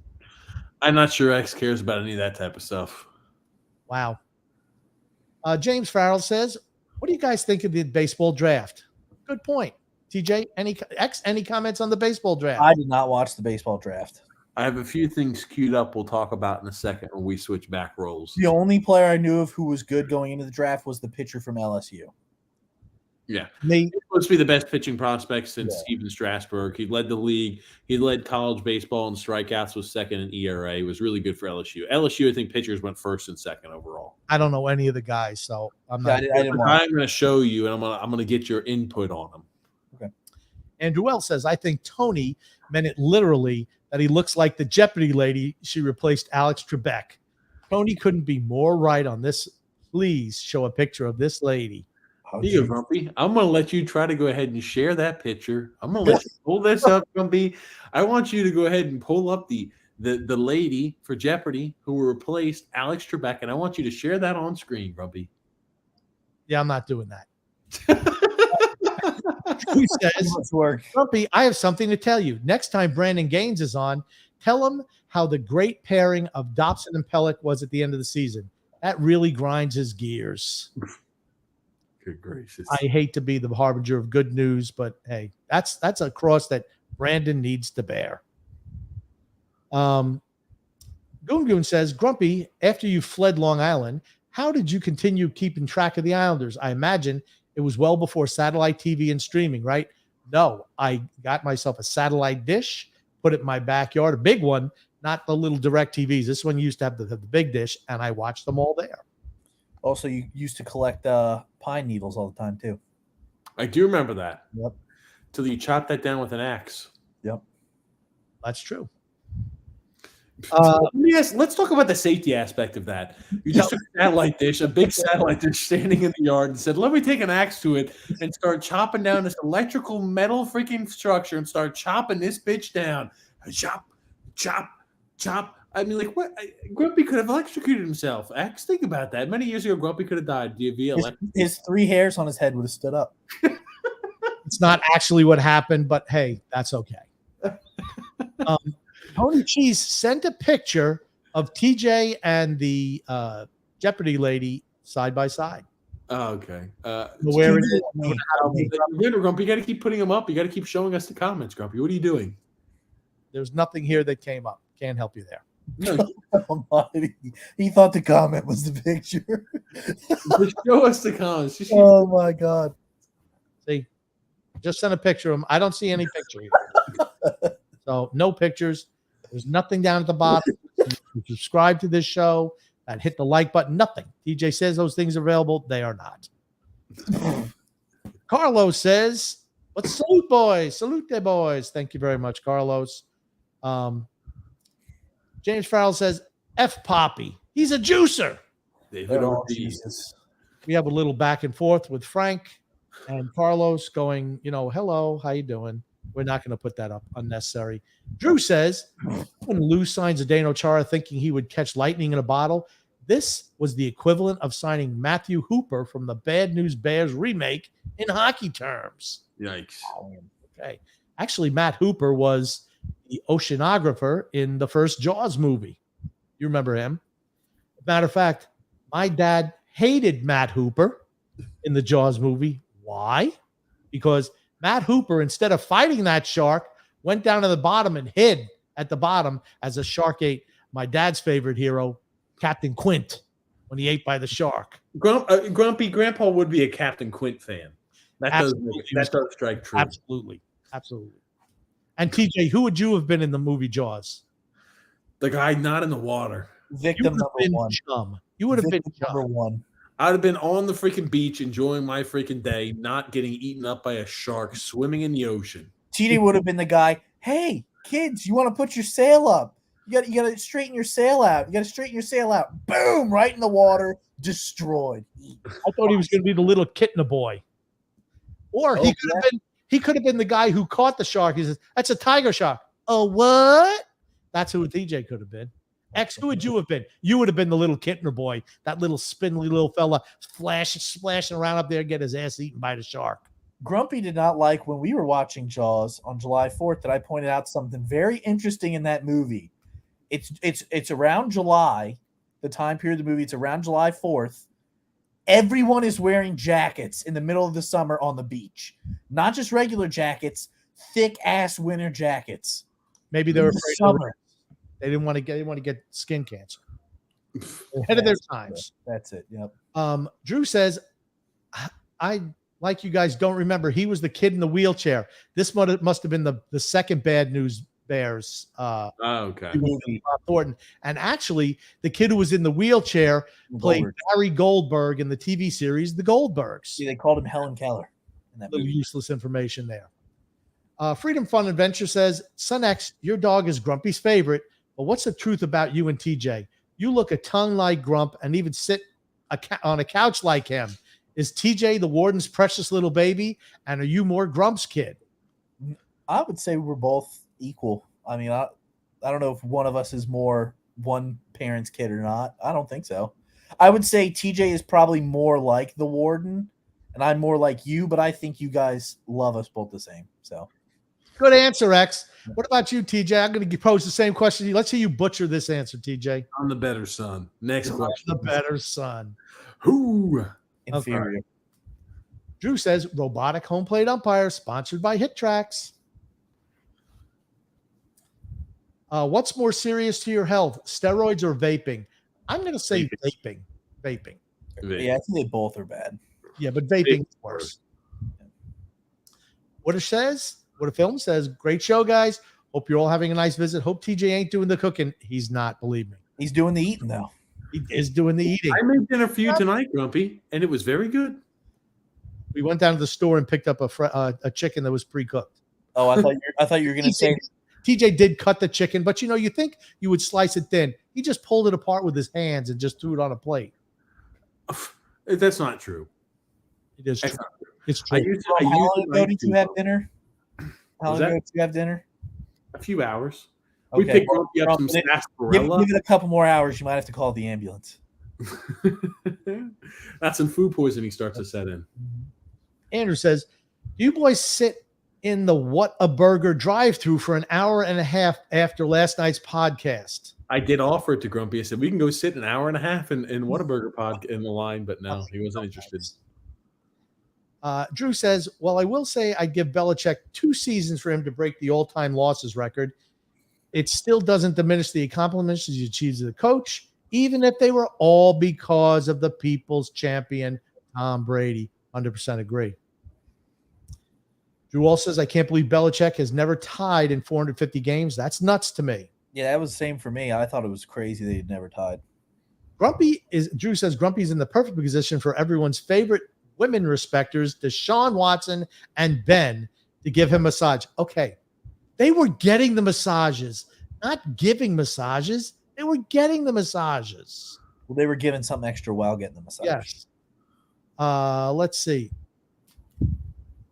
Tony says, Phil's house is so big and so empty, it makes him look tiny. Could be.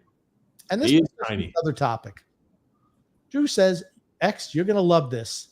Victor Wembanyama.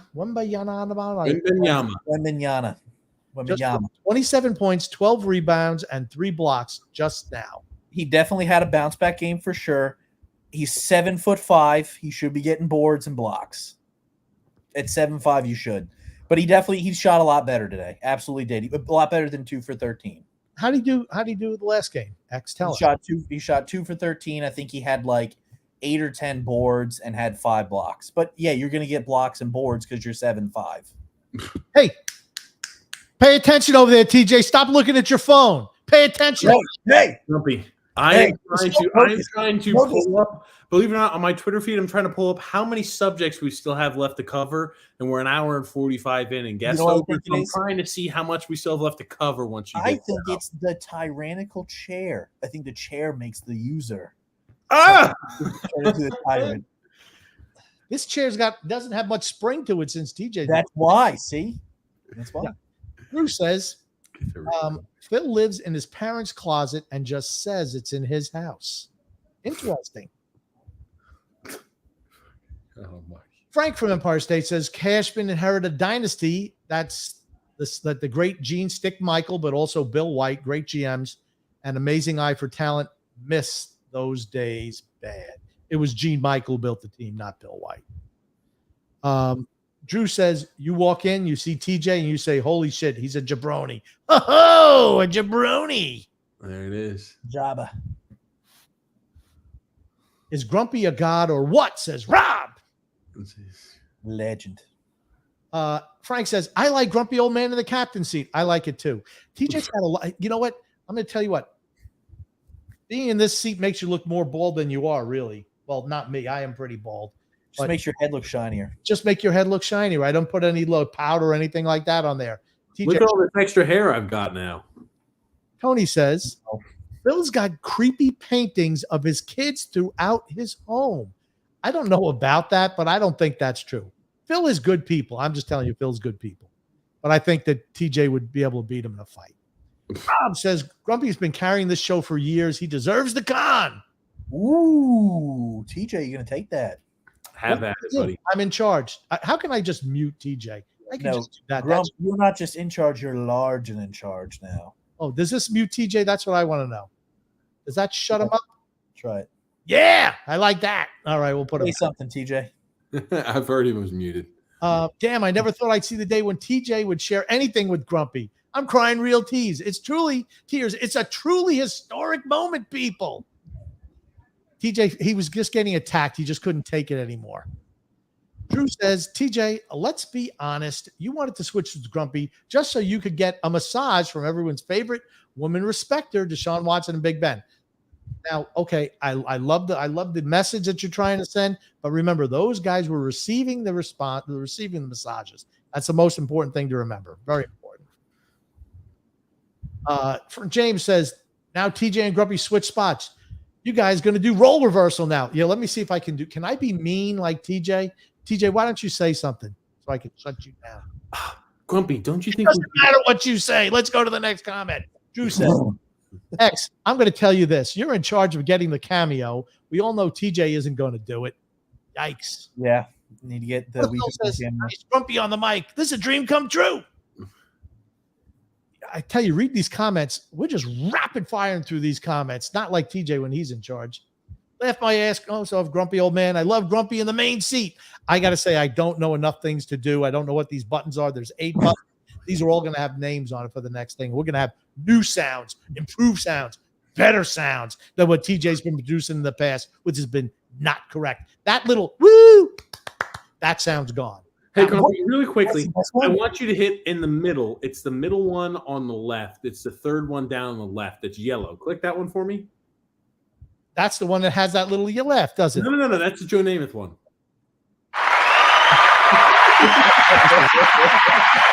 All right.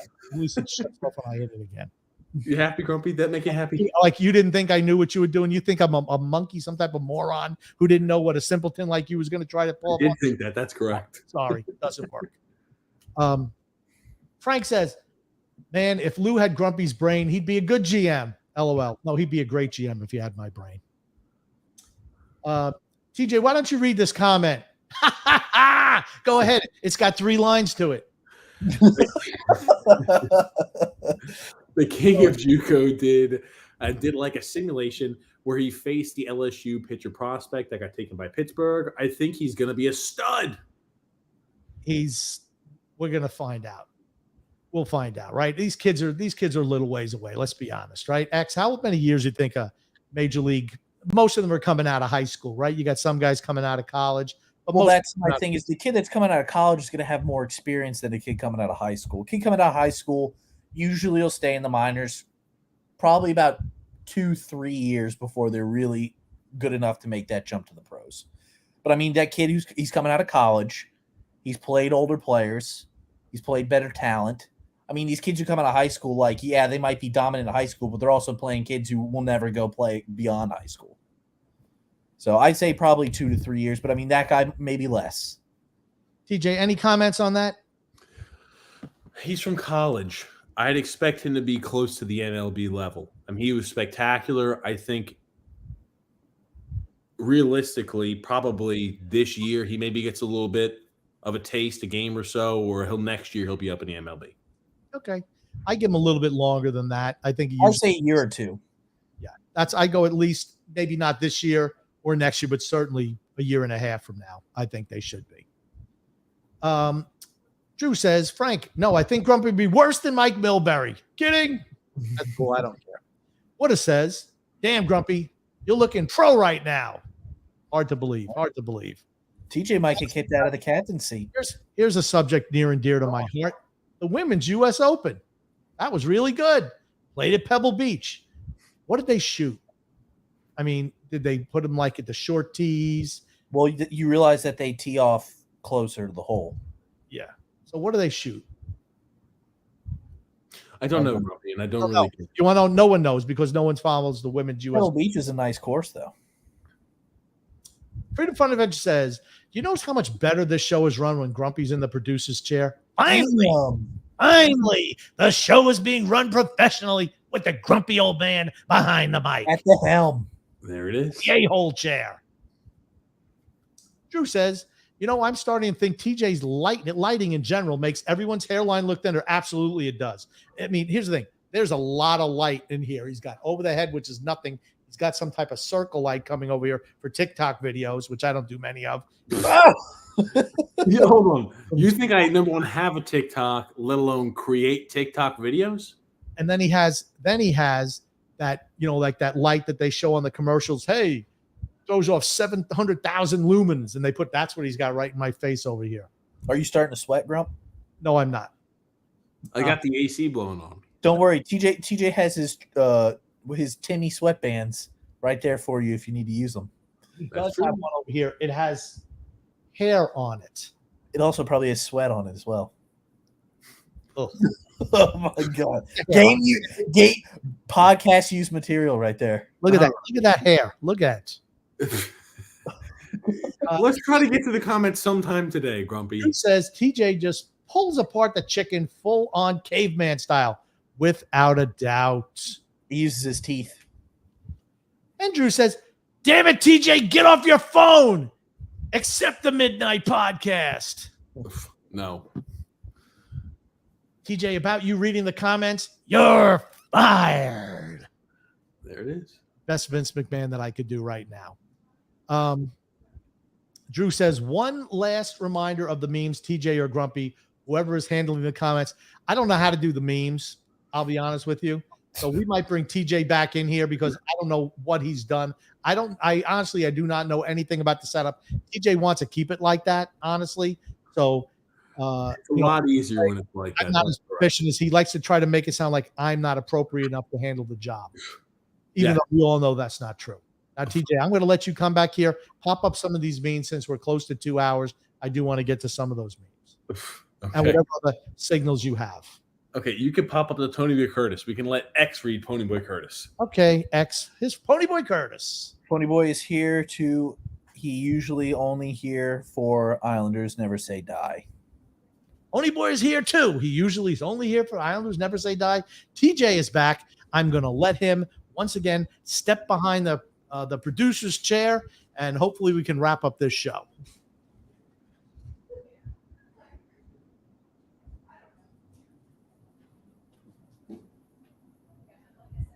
Oh, do we have fun? I saw that chair dropped about 6 inches. It did. Fun X. Did you have fun sitting in a different having Grumpy run the control? I moved. I shifted in my couch as well while you guys did your move. I shifted. Rob, grumpy old man. Now that we've seen the true talent of the group, how long before Grump goes solo? He's ready to go now. There would not be a show without TJ. Frank says, I hope the Islanders owners realize now how bad Lou is and fire him now. We would have a celebration podcast. Absolutely we would. Actually, it wouldn't be a celebration. It would be, okay, where does the team go next? Because it would be a totally different direction. TJ, you want to read this one? It's 3 lines. There's a couple of big, I'll read it. There's a couple of big words. Yeah, Grumpy. I'm going to try to get everything pulled up that we still Okay, that's fine. I think Son X is the true Fredo of the family. Dang. TJ is the Michael. And honestly, Grump, you're sort of like the hot-headed Sonny. Tony Cheese is the conciliary. And Goon Goon is the true Don. Oh, you know what? I like being Michael.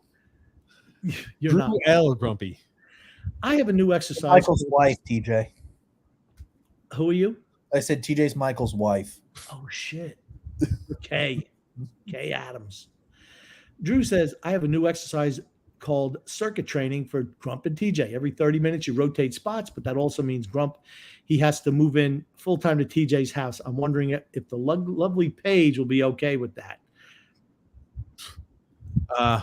We might take a rain check on that one. Maybe wow. Pony Boy says, can you guys cover street league skateboarding? No. Oh, gosh. There is no such thing. Forget Rob says, go ahead, X. I'll let you read this. Who says, forget Mike Modano. How do I get a grumpy old man auto? Seriously, I will put that up on my wall next to Bobby Orr. Hey, we can do autographs anytime. Pretty good company you'd be in there, Grumpy. Yeah, it has to be on Islanders puck, though. And it was the new GM. Pony Boy says, Rob Drydeck created it. It's supposed to be like Major League Professional Skateboarding. Deer Deck. I call him Drydeck. From a ridiculousness or whatever. Yep. He was ridiculousness on MTV. Yeah. TJ, did I see you wearing My Little Pony pajama shorts? Yes, I did. You got me right. I was wearing actually little Christmas tree shorts. Ooh. The warden got you those, didn't she? I believe she did. That's right. She always takes care of a little boy. What can I tell you? Pony Boy says, you guys should have kept the mystique. It was cooler when we didn't know the connection. We did that for a long time. Yeah. And Drew L. Grumpy old man. I'm thinking we're waiting at least 3 years before the celebration podcast. It'll first be with the owners selling. No, I think he'll be gone before 3 years. There's no way they're keeping an 85-year-old general manager. That's just not happening. TJ, would you rather have sex with an extraterrestrial or a hairy female pirate? Oh, that's a good question. I think TJ would rather be like as wide as your mind can make it, so I don't know. He wants to get probed. Oh, shit, X. What did X say? I said you want to have sex with the extraterrestrial because you want to get probed. Wow, that's a good one, X. Bob says, TJ, you're a good sport. He says, TJ, you're a good sport. Kudos, bitch. I think that's what the beast said. He said kudos, B. He says kudos. Thank you there, Rob. I appreciate it. Okay, what I wanted to show you were 2 things here. So Matt Ariza, we talked about him, who was falsely accused there, and I appreciate it. Pony Boy Curtis says, love you. You're a good sport. Love you, bro. Absolutely. Thanks there so much, Pony Boy. Now, I want to show you this. He's still dropping bombs. He's kicking the shit out of the ball. He's still looking for an opportunity. He said if he was a quarterback, there's no way he wouldn't be signed by a team right now. But because he's a punter, he's, I guess, not as – I mean, he's right, though. His punters are not as valuable as QBs, right? That's correct. No, I think that quarterbacks are more valuable than punters. That's correct. Yep. I did want to show you. Ooh, this is an interesting one. If you were starting an organization and franchise, which young player would you take to build a team around? Dawson Mercer, Dylan Cousins, Cole Caulfield, or Matt Boldy, Grumpy? Cousins. Okay. Cousins was the same for me. I mean, I think he's really taken steps forward with his game. So it was Cousins for me too, Grumpy. Mercer would be second. Who the other two? Boldy would be third, and Caulfield would be fourth. Okay. X, I'm not even going to bother asking you. Yeah, I don't know. Oh, don't even bother. Well, I do know the fact you haven't put up the thing I sent you about Anthony Richardson. I sent this to you last podcast, and you still haven't put it up. Okay. You don't have to put it up. I'm just playing, but it was good. Read about Andrew Luck here, Grumpy, as they try to. That's on a different. It's on Instagram there. Read about Andrew it. Luck. What do you think about this? Andrew Luck will be officially eligible for the Hall of Fame in 2024. Luck's stats over his first 6 seasons in the NFL were mind-boggling. He had 171 passing touchdowns, third all-time, trailing only Marino and Mahomes, and 23,671 passing yards, fourth all-time, trailing whoever. There was Show Moore, which we don't have. Yeah, Andrew Luck was really good. He does not get in the Hall of Fame, though. Sorry. I agree with that. Now, Got to play more. Got to play more than 6 years. Got to win something to make the Hall of Fame. Yep. I've got them pulled up here. Apparently, DeAndre Hopkins, the Titans have made a more aggressive move for DeAndre Hopkins compared to their offer, compared to the Patriots. Both teams have made contract offers, though, to Hopkins. Where do you think DeAndre Hopkins ends up? God. I'm surprised there's no interest in him. And there is. I think he's an issue in the locker room. That's what I think. I don't think he's been a locker room problem. I'm just surprised there's no interest in him. I think he's wanting big money, but it's surprising he and Dalvin Cook, the two of them, no real interest in those guys. I think they're wanting too much money, and that's what happens when you get to be a certain age. He's coming off an injury as well, right? Yeah. I mean, if it comes down between the Patriots and the Titans, I mean, who would you go to? I'm surprised a team like Buffalo hasn't taken a run at him, or a team like Kansas City. I mean, unless money is the contract's obviously more important to him than anything else. Who could pay him the most? Right, and those teams are not going to have that. They're not going to do that. X, what are your thoughts on that? Yeah, I don't think he cares about winning. I think he cares about getting paid, and also I don't know. I just saw him on the sidelines arguing the whole time, the whole duration of the season while he was playing and healthy, with Kyler Murray and arguing with the coaching staff. To me, that's a red flag with a guy. Okay, I'm going to say Titans. I'm going to say probably the Titans too. And I think the Titans, right, even though the quarterback's obviously in question, I think the Titans are a better put together team than the Patriots, right? Yes. I also think the Patriots are cheap. Yes. So, yeah, I agree. I think he'll end up going to the Titans over the Patriots. Yes. Now this is the fella here from LSU again, 6'6" junior, best pitching college prospect apparently since Steven Strasburg, number 1 in Division I in strikeouts here, and you've got a situation where he finished second in ERA. So again, you look at some of it. He was phenomenal this year for LSU. You know, you wonder obviously how quick he makes it to the MLB. Spectacular. Now I'm going to show you this guy. What do you think about this young man? He seems like What are your initial thoughts when you look at him? He seems like a nice enough kid. How tall is he? What about you, X? What's the first thing that kind of pops to you? Would you say? Holy shit, Grumpy! You changed the hell out of the volumes when you were over here. Okay, what do you think about this, X? What do you look when you see him? What do you think? I don't know. I have no idea. I don't know what you're trying to get out of us answering that question. He seems like a normal guy. How old would you say that person looks? 21, 22, 23. 21. Okay, 21. How about high school? South Brunswick High School in North Carolina. This is a high school kid. I saw that picture. I'm like, holy shit. I saw it. I'm like, I'm not sure if the hat that makes him look old. How This tall is is an 18-year-old kid. That's what I said. Is how tall is he? I'll That's what I pull it asked. He certainly is more mature than a lot of 18-year-olds. But you know what's looked really mature for an 18-year-old? Jadeveon Clowney. 6'3". Yeah. He's 6'3". Okay. Outfielder. Okay. When I see him, I go, holy crap, he's looking a lot older than 18 years old. Yeah. I'll go with that. Some kids like that. Yeah, that's true. It's true. I don't deny. I want to show the things that X. This is what X sent me. We're wondering where X's contribution is here to the show I today. sent some good, funny contributions, some good stuff, and then I sent the nice, wholesome thing about Anthony Richardson. Okay, here we go. We've got this here for you. This is X. This is what X. I said we need to get that man in the draft. We need to South Georgia is different place of its own. You got this big outrunning horses. Okay, they didn't start at the same time. He right? outran Secretariat. They brought Secretariat back up from the dead, and he outran him.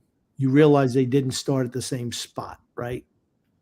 I don't know. I don't know. Realize that. We need to get that man draft eligible. That's all I'm saying. And that guy, that horse wasn't hoofing it either. What do you mean? This big boy's moving. I will give him that. He's freaking moving. Yes, he is moving. That's all I'll say. Big boy's moving. No doubt about that.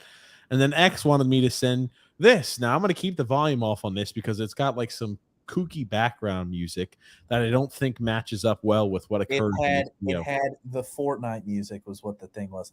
The thing. I don't know if you could see that, Grumpy. X is laughing at this. This is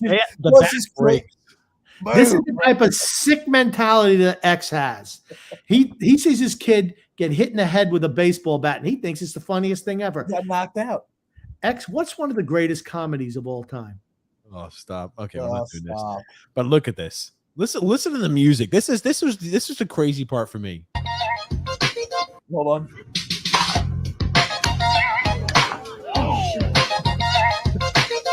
Thankfully, he gets up. But like, what the heck? You said this is a Fortnite song?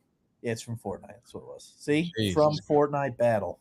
Nice to see a kid using a wood bat for a change. But I just thought it was crazy. Like he's going down the field to the ground ball and gets hit in the head with the bat. Oh, the pointy part.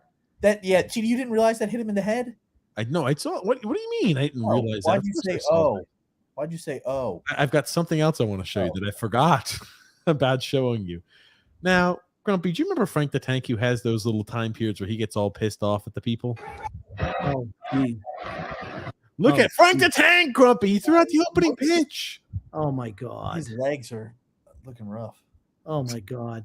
The fact that he can't even get to the mound to make his thing. If he would have thrown for the mound, he would have fell down. Yeah. No, would you really think so? Yes. Yeah, because on flat Absolutely. surface, he's like, yeah, no. Oh, this got to be a minor league game. Oh, Yes. my God.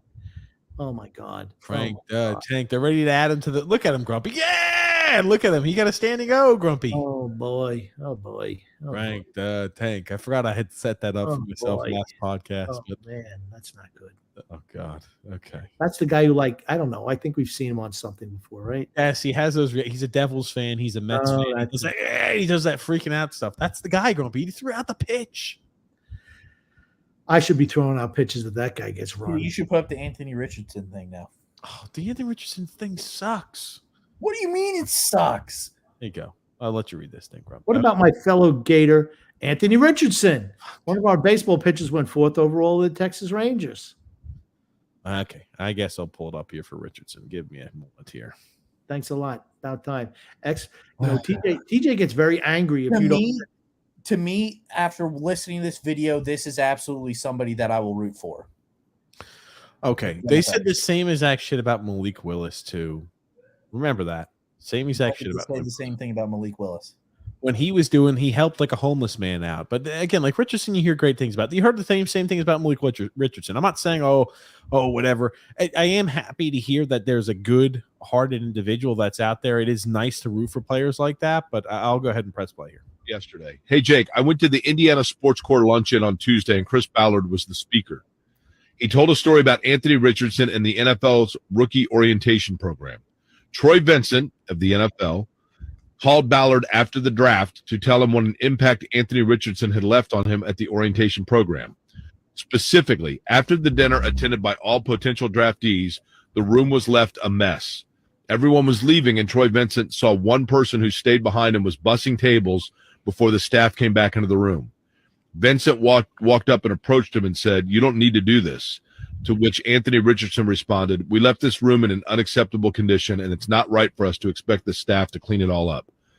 Vincent said that Richardson told him that he was free to go, to which Richardson basically said, "No, it's all right. I'd like to stay and help." And he did until the room was cleaned up entirely, and he was the last person working along with the workers at the shift. That's a cool story. Very cool.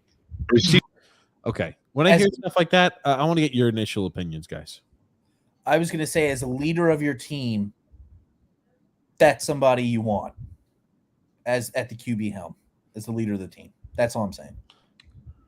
Go ahead, Grumpy. Okay. Well, it's nice to know that he could be working at the local Longhorn after he fails as an NFL quarterback, and he could be a busboy. Good for you, Anthony Richardson. I hope he does well, and I hope Grumpy. I hope he does well too. I don't think it means anything if he can't read an NFL defense. That's what I mean. He seems like a nice enough guy, and I'm not judging him on if he can clean up a table. Admirable quality, absolutely good. It's not going to mean anything if he can't throw the ball accurately to people. I agree with that. Now, something else I wanted to go ahead and mention about I'm not ripping the kid. That first thing was a joke, of course. But you want to see kids like that succeed. But yeah. He's just not very accurate. That's more so what I was looking to get out of it, is like, after hearing that story, that's somebody that I hope does well. Yeah. I always wonder, the cynic in me always wonders how much of that is because he knows people are watching and how much of that is because he truly is him. Like J.J. Watt, the reason we don't like him is because I knew people who played with J.J. Watt who had told me all that shit's for the cameras. I do not like people like that. If they're real and genuine like that, great. I'm happy. If they're not and they're doing it for a show, I believe those are real snakes in the grass. So I don't like J.J. Watt. I cannot stand the guy. Absolutely hate him. The Malik Willis thing, I don't even think he knew that he was being videoed. Yeah, Malik Willis was different. That's correct. He was helping out a homeless man, and somebody just happened to spot him. Out there, and I'm like, for me on that side, I'm like, I'm not gonna dump on Anthony Richardson and say that he was doing it for the cameras, even though we both share our shameless self-promotion of J.J. Watts, and I don't think I would hate to think that this kid is like that. I don't think he is. Okay, he'll have to prove me wrong if he's a self-promoter. Everyone gets the benefit of the doubt from me. Yeah. But once you lose that, you're done for me, as far as I'm concerned. The Willis thing, like I said, I don't think anyone say, no, I'm going to do this to impress who? He knew he was going to be one of the top 10 picks in the draft, regardless. Mm-hmm. So he didn't have to do anything special. That's why I believe he's genuine. Okay. Good to see. Good to see. If that's the content SunX sends to TJ, I don't blame him for brushing it off every podcast. Thank you. That's what I get from SunX. And there's a lot of other better stuff that I send him that he just doesn't put on there, but that was just the last 3 things that I sent him. Here's the thing. Not a good record for the last 3. X. Pick it up, buddy. SunX, very empathetic. That's not something that usually sells, but you know what? It's an admirable quality for you, X. Thumbs up for X right there. Thank you. Good for you, X. Oh, man. But, yes. Thank you so much, everybody, for watching the show here today. Grumpy SunX, what do you want to say before we wrap things up today? I want to say love and laughter to everyone who listens and those who don't. From TJ, the grumpy old man, and SunX. SunX, what would you like to say before we wrap? I just want to thank everybody for coming out and listening, and had a great show. Really enjoyed it. Next time. X time. X. I like that. See you X time. I like that, X. Look at that. Oh, thank you. The memes that were sent to me. The picture that Tony sent. Thank you. I forgot about this here. Dude, what about the memes? Oh my God. This is you, TJ, and TJ at his other job. No, this is X, I assume. Oh no! That's the chick from the Big Bang Theory and from Jesus Christ. Mayim Bialik. Whoever the hell that is. She was also Blossom back in the day. I will no longer be wearing the glasses on the podcast. Oh, look at that. She's got a better beard mustache than you too, X. Damn. Oh, I think Tony meant that he really looks like the Jeopardy lady who replaced Alex Debrincat. Oh, be more right. Please show him the picture of the lady side by side. Oh, X, that's not right. Hold on, X. I got to take a picture of this because don't worry, I have it on my Twitter. Don't worry. You could. I want to show it to the warden. See what she says. She's not going to like people attacking her boy. I'm going to tell you that much. I know. Well, maybe I should go into acting. I can make millions of dollars. Maybe so. But anyway, we are here at the end of the show. Memes. Was that? I'm sorry, X? The memes. What memes? Drew said he sent you memes. Oh, let me see here. had these up on a separate page. TJ, when talking about Grumpy, always starting or always start on time. Grumpy. Right. Can I just say about this show today? TJ didn't even start taking a shower until 11 minutes to 8. My God. Yeah, I knew it. He says, "Oh yeah, I'm going to go take a shower." 20 minutes later, Stella's gone. "Oh, I'm getting in the shower. Be ready. Be ready." I'm like, dude, I'm sitting here. I had to get all the shit prepped. That's what was delaying my shower. Put your ass in. I got your ass dinner ready. Put the broccoli in. Went ahead and got the bread. That was an hour and a half before the show. Hour and a half before the show. You do not seem very grateful, Grumpy. You know what I think? Pathetic. Subpathetic. Subpathetic. It's moronic. It's submoronic. Okay. Let's wrap things up though, guys. Thank you so much, everybody, for coming out today to the show. No show on Thursday and Sunday. Thank you so much, Grumpy. Thank you so much, Sonex. Sonex, what do you want to say before we wrap things up here today? I already said it. I want to appreciate everybody coming out and listening. And next time. See you next time. See you next time. Oh God, Grumpy, what do you want to say before we wrap things up? I already said it also, but hey, you did? Okay, shit. Okay. I was say yes, love we and already laughter. did this. Okay. I was saying love and laughter from TJ, the grumpy old man, and Son X. And hey, see you next time. See you next time. There we go. Next time. Thanks so much, everybody, for coming out, tuning in. We'll be with you guys not Thursday, not Sunday, but the next Thursday. So we'll be with you guys live on July the 20th. Will be the next time we're live. Until then, have a safe week. Have a good week. Enjoy your week. We'll be with you guys July the 20th. Thanks so much, Grumpy. Thanks so much, Son X. My pleasure. Thank you.